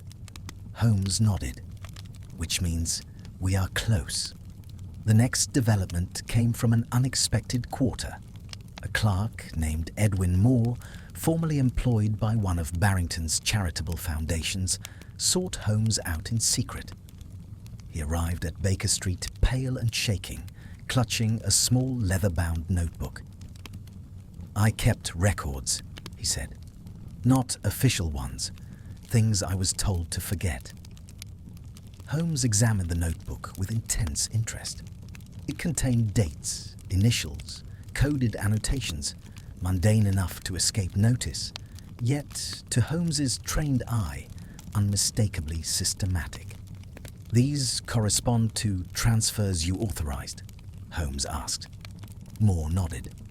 And to instructions that came directly from Sir Lionel. He called them adjustments. Why come forward now? I asked. Moore hesitated. Because Miss Mercer is dead, and because I received this. He produced a note, unsigned, bearing a simple message. Loyalty is remembered. Silence is rewarded. Holmes's expression darkened. An inducement and a threat. Moore left the notebook in Holmes's care and departed quickly, unwilling to be seen. Holmes worked late into the night, cross-referencing Moore's notes with public records, charity reports, and corporate filings. Slowly, a clearer picture emerged, not merely of past crimes, but of an ongoing apparatus designed to absorb scandal, redirect blame, and preserve power. This, Holmes said, is not a conspiracy in the vulgar sense. It is a method. And methods, I said, are harder to prosecute than individuals. Precisely, Holmes replied. The following morning brought a summons from an unexpected source, Mycroft Holmes. The message was terse, requesting an immediate meeting at the Diogenes Club. Mycroft received us in a private room, his massive frame imposing even at rest. He wasted no time on pleasantries. You are causing considerable disruption, he said. I am exposing it, Holmes replied. Mycroft sighed. Do you imagine the government unaware of Barrington's activities? Holmes's eyes sharpened. Then you have tolerated them. We have managed them, Mycroft corrected. Stability has its price. And that price is silence, Holmes said. Order, Mycroft insisted, which you now threaten. Holmes leaned forward. Order built upon concealed crime is not order. It is rot. Mycroft studied his brother for a long moment. If you proceed, you may force an inquiry that cannot be controlled. Markets will react. Allies will be embarrassed. Enemies will exploit the weakness. And if I do not, Holmes asked, then matters may be resolved quietly, Mycroft said. Barrington will retire. Reforms will be discussed. Holmes stood. Discussed, not enacted. Mycroft's voice hardened. You are not elected to decide these things. No, Holmes replied calmly. I am merely refusing to ignore them. As we left the club, I felt the weight of the exchange keenly. You defied him, I said. Yes, Holmes replied, and that tells me something important. What? I asked. That the truth we are uncovering cannot be easily contained. The retaliation was swift. A warrant was issued, not for Holmes, but for Moore. He was arrested on charges of embezzlement, the evidence produced with suspicious speed. The notebook Holmes possessed was suddenly declared stolen property. They are reversing the vector, Holmes said, turning witness into criminal. And you? I asked. I remain, Holmes replied. A problem. That night, our rooms were searched while we were out, the intrusion careful but thorough. Nothing was taken, but the message was clear. They want you to know they can reach you, I said. Holmes nodded, and that they have not yet chosen to do so. Yet even as pressure mounted, cracks began to appear. One newspaper, emboldened by anonymous leaks Holmes recognized as Mycroft's unwilling concession, published a cautious exposé of Barrington's foundations. Public reaction was immediate and fierce. The philanthropist responded with a public statement, denying all wrongdoing and announcing an internal review. A classic maneuver, Holmes said. Delay and deflect. But delay, in this case, proved dangerous. Another former associate of Barrington's came forward, then another. The pattern, once glimpsed, became undeniable.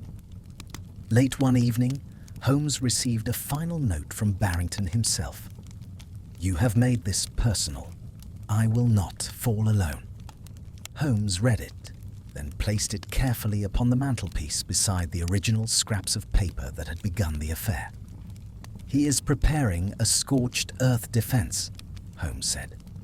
And you? I asked. I am preparing, Holmes replied, to demonstrate that evidence, when fully illuminated, cannot be owned by any one man.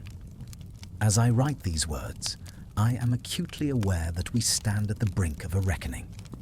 The case has transcended crime in its ordinary form, becoming instead a struggle over truth itself. Who may reveal it, who may suppress it, and at what cost? The evidence has already changed everything Holmes knew about crime. Now it threatens to change everything London believes about justice. And whether that transformation will end in reform or ruin remains, at this stage, terrifyingly uncertain. If the city had once seemed poised upon the edge of revelation, it now appeared to stagger beneath its weight. The slow accumulation of disclosures, carefully timed, partially redacted, and yet unmistakably damning, had begun to produce effects that even Holmes could not fully predict. Committees were announced, then postponed. Shares wavered. Names formerly spoken with deference were now uttered in cautious tones, as though they carried contagion. Through it all, Holmes worked with a calm intensity that both reassured and unsettled me. He no longer pursued leads in the manner I had come to associate with him, darting from clue to clue, delighting in the chase, but rather assembled his case like an engineer reinforcing a bridge under strain. Every statement was corroborated twice, every inference anchored to something tangible.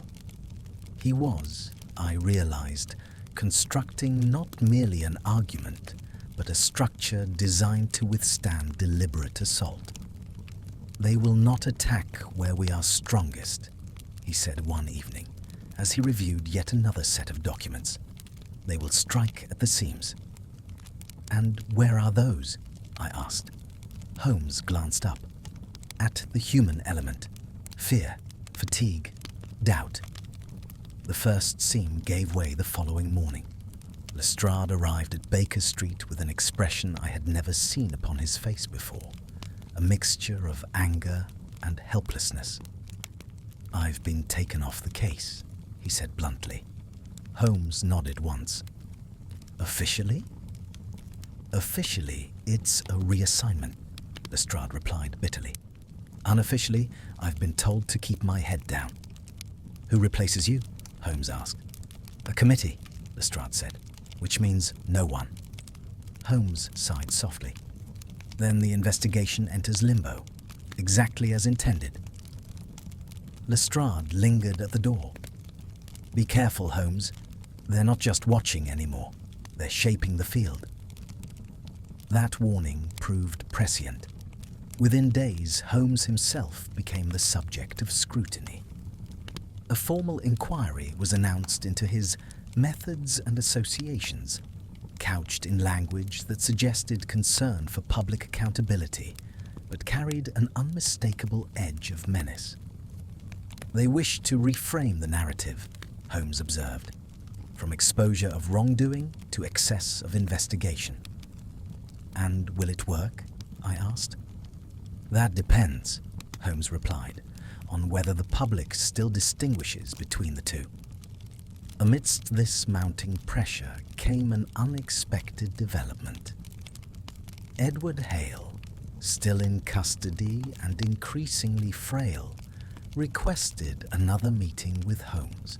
We found him in a stark visiting room, his once formidable certainty now tempered by exhaustion. "They are closing ranks," Hale said quietly. "I can feel it." "They always do," Holmes replied, "which is why systems outlast individuals." Hale hesitated, then leaned forward. "There is something else, something I did not tell you." Holmes's gaze sharpened. "Go on." There was another correspondent, Hale said. Not Veritas, someone else. Someone inside the system. Inside? I echoed. Yes, Hale said. An observer. He never acted, never exposed. He simply recorded. And his name? Holmes asked. I never knew it, Hale replied. Only that he worked in statistics. Government, I believe. Holmes was silent for a long moment. Then there may yet be a ledger more complete than any we have seen. That possibility preoccupied Holmes deeply. He began to consult civil service registries, focusing on departments concerned with data, census, and economic forecasting. It was painstaking work, but at last a pattern emerged. A minor official named Arthur Penrose, long retired, whose career spanned precisely the years in question, and whose reports, though outwardly mundane, contained anomalies Holmes found intriguing. We paid a visit to Penrose's modest home in Hampstead. The man himself was courteous, nervous, and clearly unaccustomed to attention. I kept records, Penrose admitted after some hesitation, but only for my own understanding. I never intended to act, Holmes finished. Penrose nodded. I believed exposure without power was futile. Yet you wrote to Crow, Holmes said gently. Penrose looked startled. You know of that? I know you urged caution, Holmes replied. And patience. Penrose sank into his chair. I was wrong, he murmured. Patience allowed harm to continue. Or, Holmes said, it preserved evidence until it could be used effectively. Penrose hesitated, then rose and retrieved a box from beneath his desk. Inside were notebooks, meticulously kept, cross-referenced, and comprehensive beyond anything we had yet seen. This, Holmes said softly, is the spine of the case. Penrose agreed to place the notebooks in Holmes's care, though not without fear. They will come for these, he said. Yes, Holmes replied, which is why they will not find them here. He arranged for the documents to be copied and distributed among several trusted parties, lawyers, journalists, and archivists, ensuring that no single seizure could suppress them entirely. You are decentralizing the truth, I observed. I am, Holmes replied. Truth centralized is truth controlled. Yet even this precaution could not prevent the next blow. That night, Penrose's house was broken into. Nothing was stolen, but the message was unmistakable. They know, I said. Yes, Holmes replied, and now they are afraid. The following day, Sir Lionel Barrington made his move. He appeared before the press, announcing his resignation from all charitable posts and declaring himself the victim of a coordinated smear. He hinted darkly at foreign influence, at radicals seeking to undermine British stability. The response was mixed. Some believed him, others did not. Holmes watched the coverage in silence. This is his final defense, he said, to recast himself as the bulwark against chaos. And if it works, I asked. Holmes turned to me, his expression grave. Then the lesson will be clear, that evidence alone is not enough. That evening, a final chilling development occurred. A fire broke out at a records office housing archived financial reports from the relevant period. The blaze was contained, but several key files were destroyed. Arson was suspected. No arrests were made. Holmes stared into the flame's reflection in the window long after the news reached us. They are erasing the past, he said softly. And the future? I asked. Holmes did not answer at once. When he did, his voice was low. That, he said, depends upon whether the evidence can still speak without its original voice. As I conclude this part of my account, the outcome remains uncertain. The machinery of power grinds on, wounded but unbroken. Holmes has assembled more truth than ever before, yet truth itself now stands accused of instability, of danger, of excess. The case has ceased to be about solving a crime. It has become a contest over whether knowledge itself may be permitted to act. And in that contest, I fear, the final and most perilous test still lies ahead. The destruction of the Records Office marked a turning point more decisive than any murder that had preceded it. Until then, the struggle had been one of exposure and counter-exposure, of documents weighed against denials, of truth measured by credibility. Fire, however, represented something else entirely, an admission that argument had failed and that only erasure remained. Holmes recognized this at once. "When men burn paper," he said grimly, "it is because they fear what memory may yet accomplish." In the days that followed, London seemed to move in two currents at once. On the surface, life continued as ever. Omnibuses rumbled, shopkeepers shouted their wares, the theatres filled each evening. But beneath it all ran a darker undercurrent of tension. Rumours spread faster than facts. Names were whispered, then denied. The inquiry into Holmes's conduct proceeded with deliberate slowness, while the larger questions raised by the affair were quietly deferred. Holmes, meanwhile, withdrew almost entirely from public view. He did not attend lectures, accept visitors, or engage with the press. Instead, he confined himself to Baker Street, working with a concentration so intense that I worried for his health. He slept little, ate irregularly, and spoke only when necessary. "You are exhausting yourself," I ventured one night. He looked up from his papers, his eyes bright but hollow. "I am racing against institutional amnesia," he replied. "It moves swiftly once invoked." What occupied him was not the reconstruction of Barrington's past crimes. That work, largely complete, had already been distributed. But the identification of a pattern Holmes now believed extended beyond this single case. The consortium, he argued, was merely one manifestation of a recurring structure, a network of influence that adapted, rebranded, and persisted through decades. "This," he said, tapping a chart he had drawn, "is not corruption as deviation.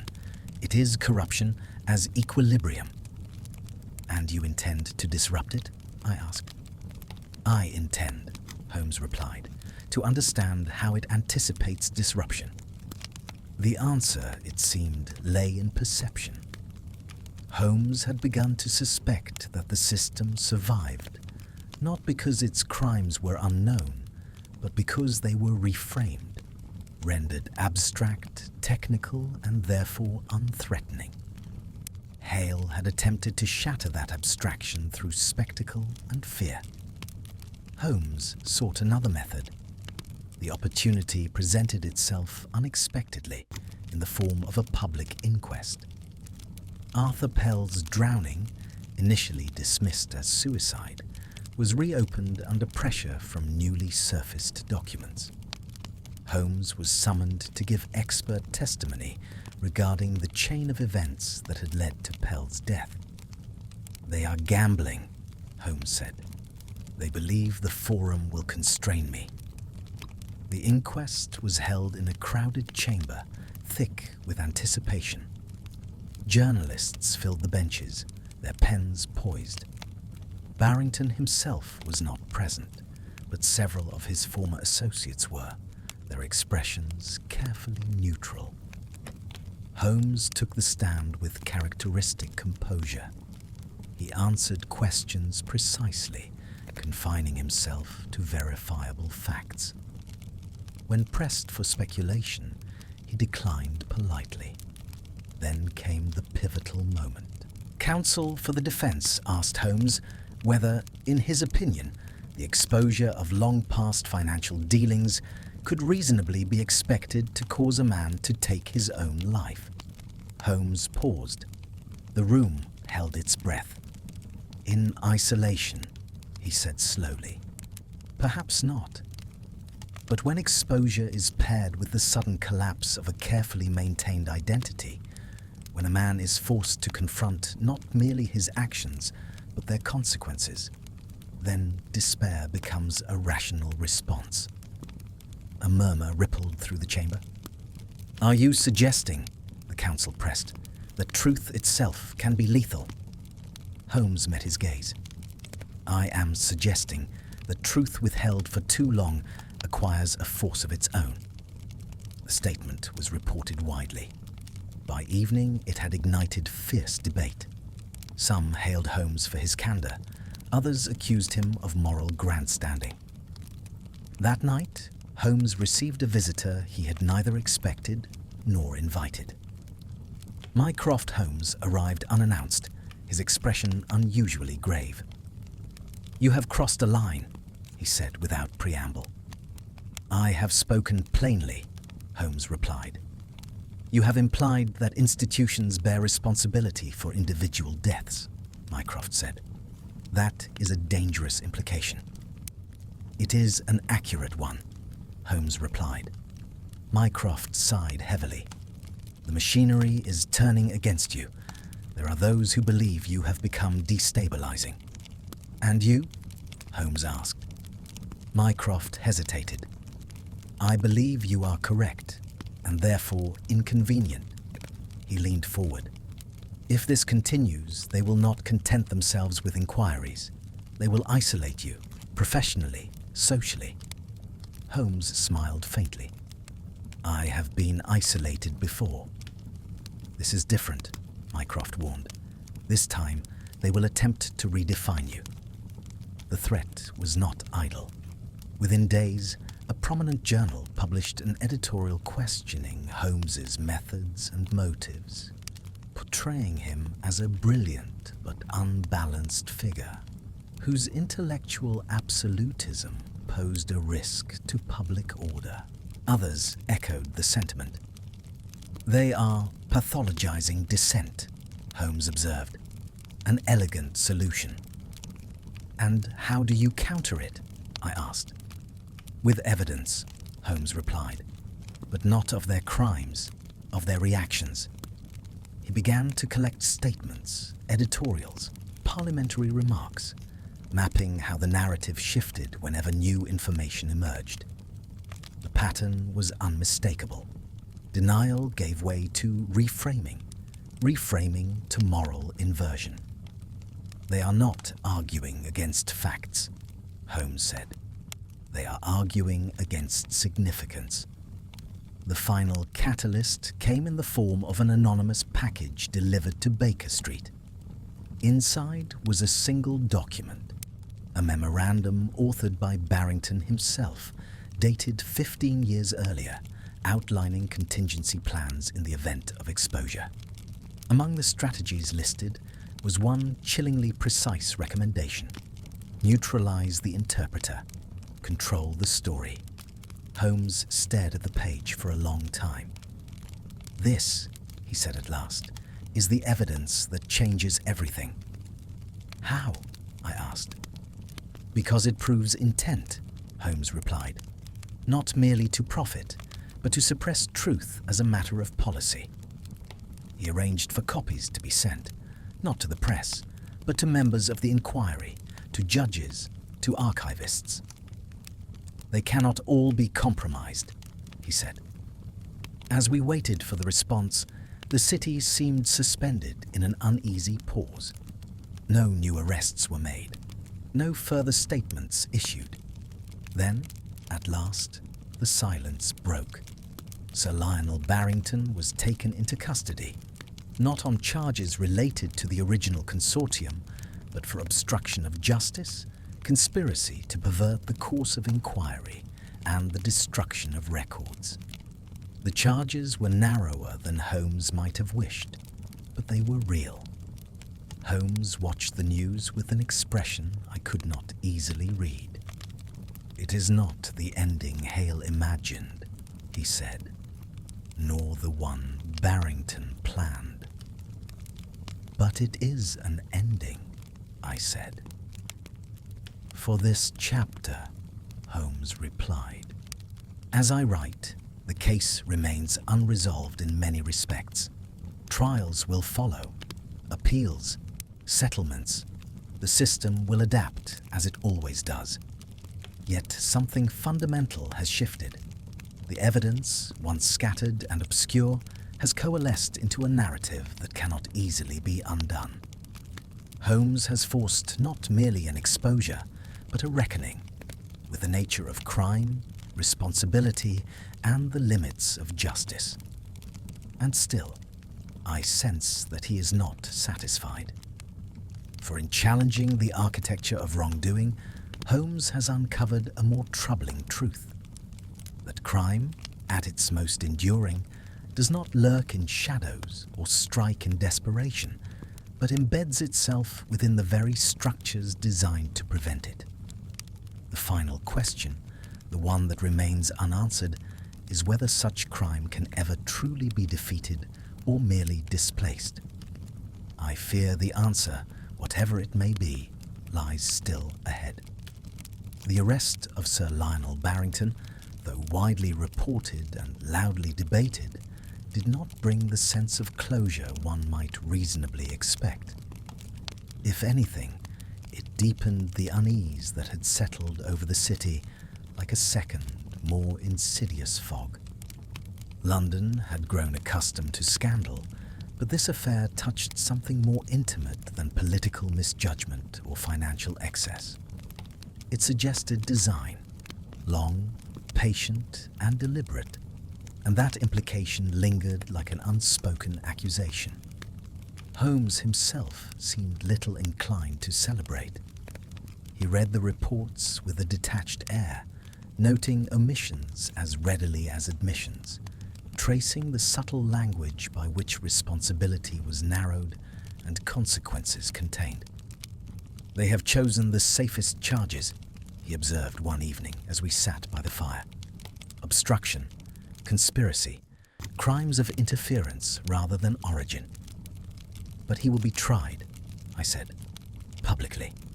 "Yes," Holmes replied, "for acts committed in response to exposure, not for those which necessitated it. The architecture remains largely intact."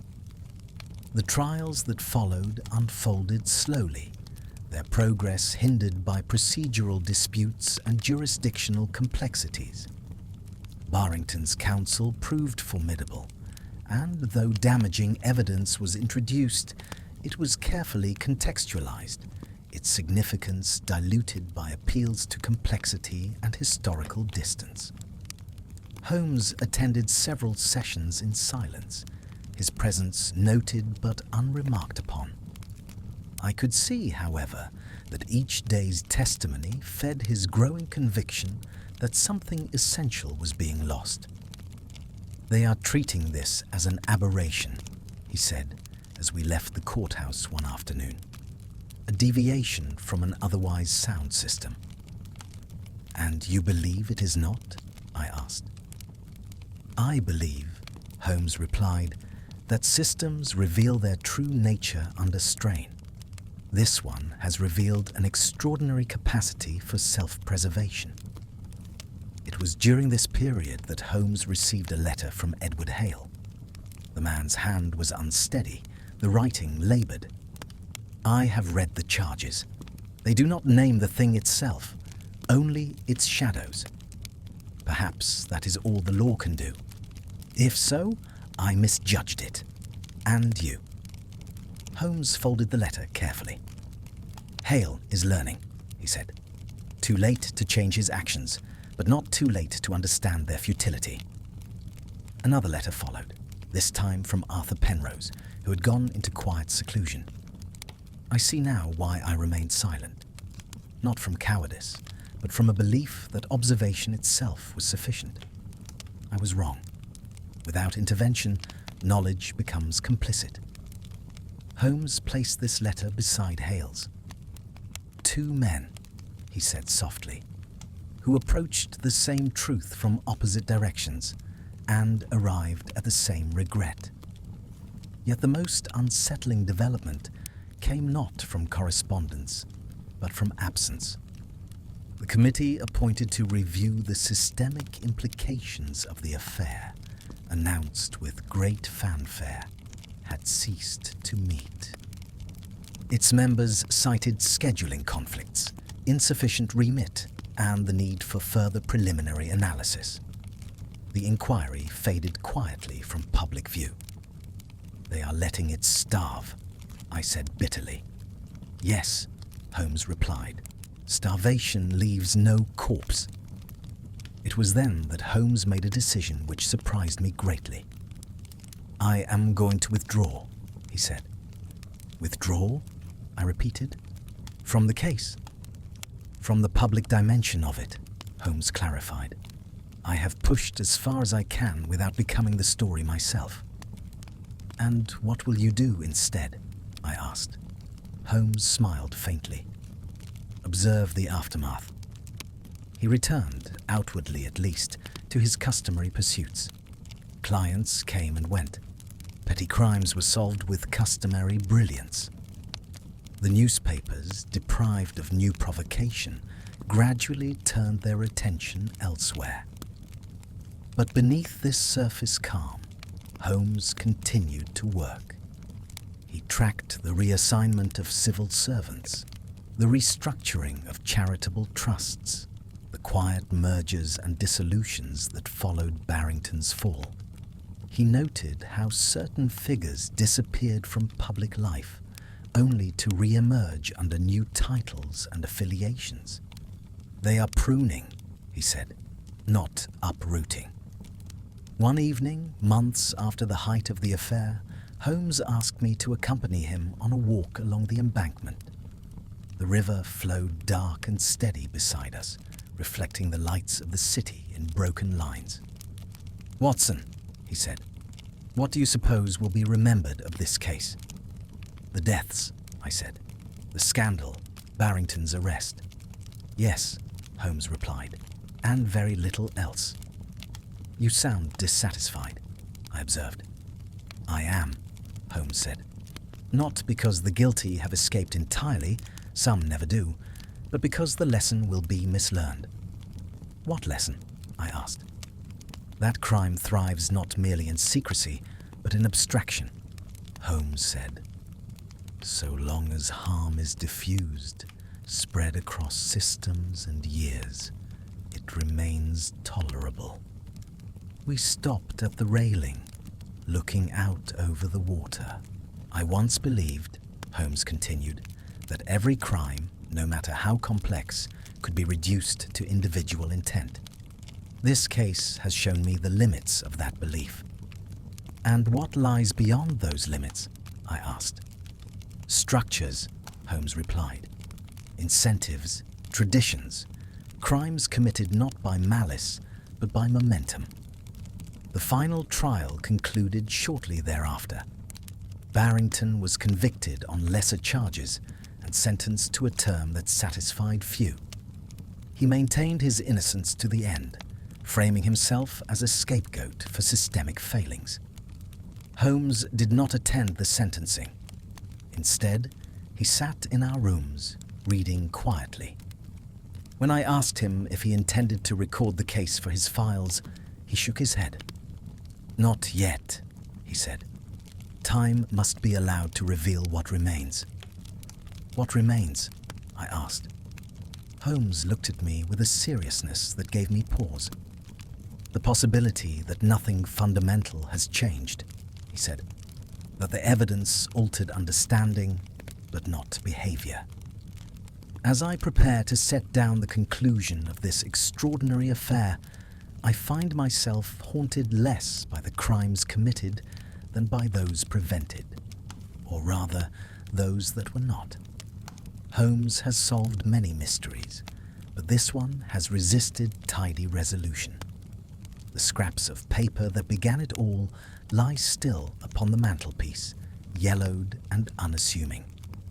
They remind me that the most dangerous evidence is not that which proves a single act, but that which exposes a pattern. Whether such evidence can ever truly change the world it reveals is a question Holmes continues to ponder. And so, I fear, do I. Time, which in so many cases serves to dull memory and soften outrage, behaved differently in the aftermath of the Barrington affair. Instead of healing, it seemed to preserve, a slow, steady ferment beneath the surface of public life. The city did not erupt, nor did it reform itself in any dramatic fashion. Rather, it adjusted, as a seasoned organism might adjust to the loss of a limb, redistributing functions, concealing scars beneath new growth. Holmes observed these changes with the same patient scrutiny he might apply to a chemical reaction unfolding at a measured pace. "You see, Watson," he said one morning as we reviewed the latest papers, "the danger was never that Barrington would be convicted or acquitted. It was that the system would learn." "And has it?" I asked. "Yes," Holmes replied, "but not the lesson Hale intended. The lesson, as Holmes discerned it, was subtle. Institutions had learned how close they had come to exposure, not merely of wrongdoing, but of design. Safeguards were quietly strengthened. Oversight committees were restructured to diffuse responsibility. Financial instruments grew more opaque, not less. Language itself shifted. Words like irregularity and misalignment replaced corruption and fraud. "They have refined their camouflage," Holmes said. During this period, Holmes declined several cases that would once have intrigued him greatly. He showed little interest in matters of individual guilt, unless they bore some connection to broader mechanisms of harm. I found this change disquieting. "You seem less inclined to pursue villains," I remarked one evening. "Villains," Holmes replied, "are comforting. They allow us to believe that removing one restores order. This case has taught me otherwise." Yet Holmes was not idle. Far from it. He had begun to compile what he called a typology of institutional crime, a private taxonomy of behaviors, incentives, and failure points that allowed harm to persist without overt criminality. He did not intend it for publication, nor even for immediate use. It was, he said, an attempt to recalibrate his own thinking. "I have spent my life identifying outliers," he explained. "I must now learn to recognize norms." The first indication that his work was bearing fruit came unexpectedly in the form of a minor case, a factory fire in Southwark, officially attributed to faulty wiring. Holmes, asked to consult by an insurance firm, discovered that the wiring had been declared unsafe years earlier, but remediation deferred repeatedly due to cost-saving measures approved at several administrative levels. No single decision was criminal, Holmes noted. Collectively, they were lethal. The case resulted in no arrests, but it did result in policy changes and quiet dismissals. Holmes regarded it as a small victory. "Incremental," he said, "but real." Still, the ghosts of the larger affair were not so easily laid to rest. One evening, as winter crept once more into London, Holmes received a visitor who stirred memories I had hoped were settled. Edward Hale had been released on parole. He appeared at Baker Street thinner, older, his former intensity tempered by a sober resignation. "I did not come to argue," Hale said, "only to understand." Holmes received him without warmth or hostility. "Understanding," Holmes replied, "is always welcome." Hale spoke quietly. "I believed exposure would force transformation. Instead, it provoked adaptation."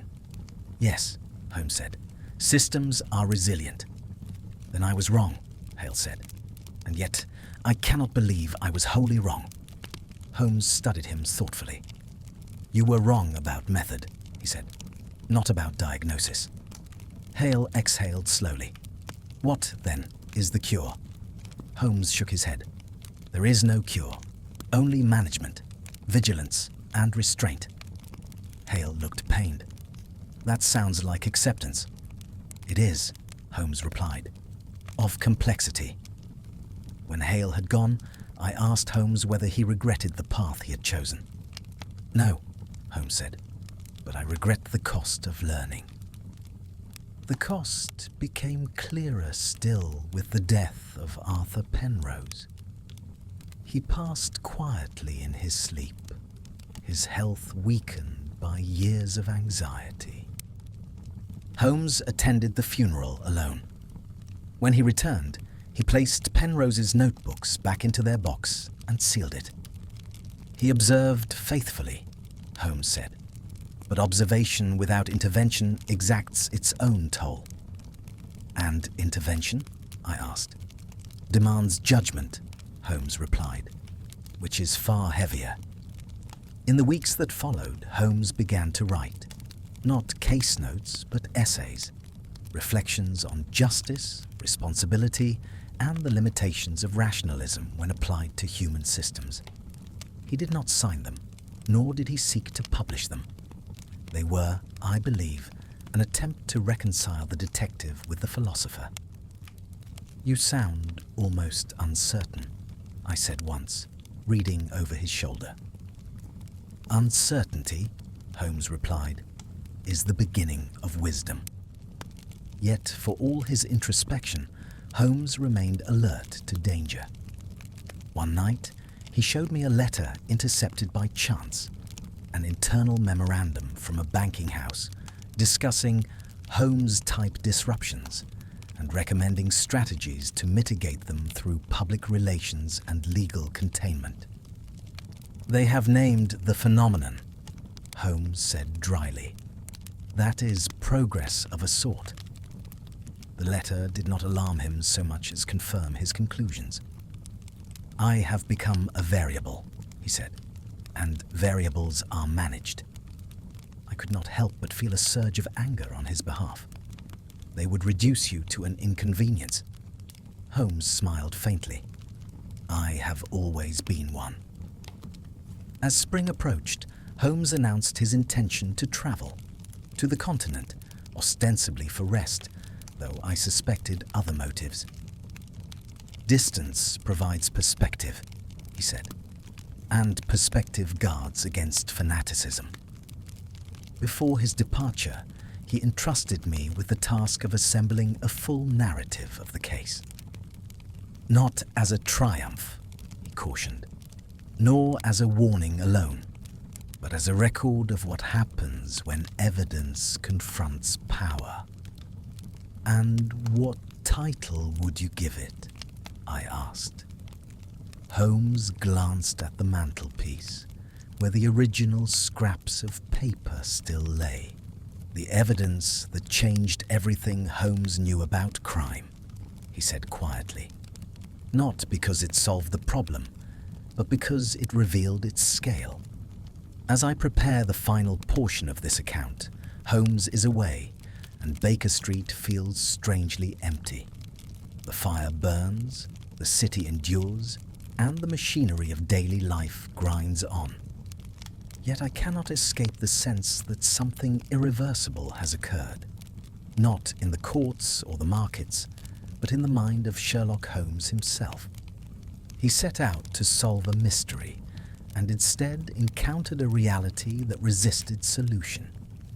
He exposed criminals and uncovered crimes, yet discovered that guilt could be systemic and responsibility diffuse. Whether this knowledge has strengthened him or burdened him remains to be seen.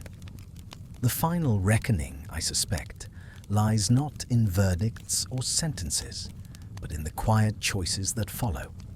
Choices made by individuals who, having seen how crime may hide in plain sight, must decide whether they will look away, rationalize, or act. That decision, unlike any puzzle Holmes has faced before, admits no single correct answer. And it is there, in that uncomfortable ambiguity, that this extraordinary case truly finds its meaning. Holmes returned from the continent in the early autumn, bringing with him the scent of foreign tobacco and the quiet reserve of a man who has looked long and carefully at his own reflections.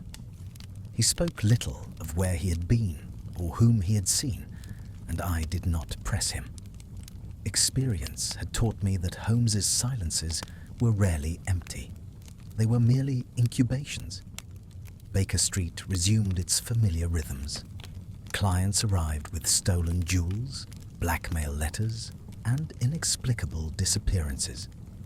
Holmes solved them with undiminished brilliance. Yet I observed, with a growing sense of fascination and unease, that his approach had subtly altered. Where once he had seized upon the decisive clue, he now lingered over context. Where once he had exposed the culprit with surgical precision, he now traced the pathways that had enabled the crime to occur at all. The individual act, he remarked one evening, is often merely the visible symptom of an invisible condition. This shift was nowhere more evident than in the case that followed his return. A matter that, in its outward simplicity, might once have been dispatched within a few days.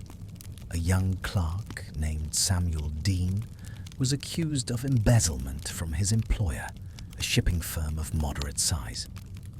The evidence appeared overwhelming: altered ledgers, missing funds, a sudden improvement in Dean's circumstances. The firm's directors were eager for a conviction, and the police content to oblige. Holmes examined the case at my request, more as an intellectual courtesy than from any conviction that injustice had occurred. Yet within hours, his interest was engaged. "The figures," he said, tapping the ledger, "are too neat." "Too neat?" I echoed. "Yes," Holmes replied. "Crime committed for personal gain tends toward excess. This is restraint masquerading as theft." Further inquiry revealed that Dean had acted under instruction, altering accounts to conceal losses incurred through speculative ventures authorized far above his station. He had been promised protection and then abandoned. "The pattern repeats," Holmes said quietly. "Diffuse responsibility, concentrated blame." Holmes ensured Dean's acquittal and, more importantly, forced the firm to disclose its practices under threat of exposure. No one was imprisoned beyond the clerk's brief detention. No scandal erupted. But policies changed. Oversight was introduced. "A small correction," Holmes said, "but one that matters." It was after this case that Holmes and I had a conversation I shall not soon forget. "You know, Watson," he said, gazing thoughtfully at the fire, "there was a time when I believed crime to be a series of isolated aberrations, errors in an otherwise rational system." "And now?" I asked. "And now I see that crime is often the system's equilibrium," he replied, "a byproduct of incentives misaligned with ethics." "You sound almost resigned," I said. "No," Holmes replied, "I am resolved." This resolution found expression not in grand confrontations or dramatic revelations, but in a quieter, more persistent mode of action. Holmes began to advise, informally, discreetly, those in positions of oversight. He consulted on the design of auditing mechanisms, on the interpretation of statistical anomalies, on on the identification of structural risk. He did not seek recognition for this work, nor could he have found much had he tried. It lacked the romance of the chase, the thrill of unmasking a villain. Yet I sensed that Holmes regarded it as among the most important labors of his life. "They may never know what was prevented," he said, "but prevention is the highest form of detection." From time to time, echoes of the old affair resurfaced. Edward Hale wrote once more, thanking Holmes for a book he had sent, and expressing a quiet hope that future reform might succeed where spectacle had failed. Hale made no further public statements. He lived out his days in obscurity, teaching law to working men. Sir Lionel Barrington's name faded gradually from the papers. His conviction remained on record, but its implications were carefully circumscribed. Others rose to take his place, bearing new titles and improved rhetoric. "The names change," Holmes observed. "The incentives endure." As for the scraps of paper that had begun it all, Holmes eventually consigned them to his files. On the final evening before he did so, I found him examining them once more, turning them over with a thoughtful expression. "These fragments," he said, "were intended as accusations. They became invitations." "Invitations?" I asked. "To look more closely," Holmes replied, "at crime, at justice, and at myself." I asked him then whether the case had truly changed everything he knew about crime, as he had once suggested. Holmes considered the question carefully. "It did not change the facts," he said at last. "Crime remains what it always was, harm inflicted through choice or neglect. But it changed my understanding of scale, of causation, of responsibility." "And of yourself," I ventured. "Yes," Holmes admitted. "I learned that deduction alone is insufficient when confronting systems designed to absorb and deflect it. Understanding must be paired with judgment, and judgment with restraint." He smiled faintly. "A dangerous lesson for a man inclined to certainty." As I set down these final words, I am struck by the unusual nature of this record. It lacks the clean symmetry of so many of Holmes's adventures. There is no single villain triumphantly unmasked, no final gathering in which all is explained to universal satisfaction. Instead, there is something more unsettling and, perhaps, more truthful. The case revealed that crime may be committed not only by those who break the law, but by those who shape it. Not only in moments of passion, but through habits of indifference. Not only in darkness, but in full view, rendered invisible by familiarity. Holmes did not defeat this form of crime. No one could. But he named it, mapped it, and learned to recognize its contours. In doing so, he altered his own practice, and, I believe, his own character. That, in the end, may be the true measure of the case.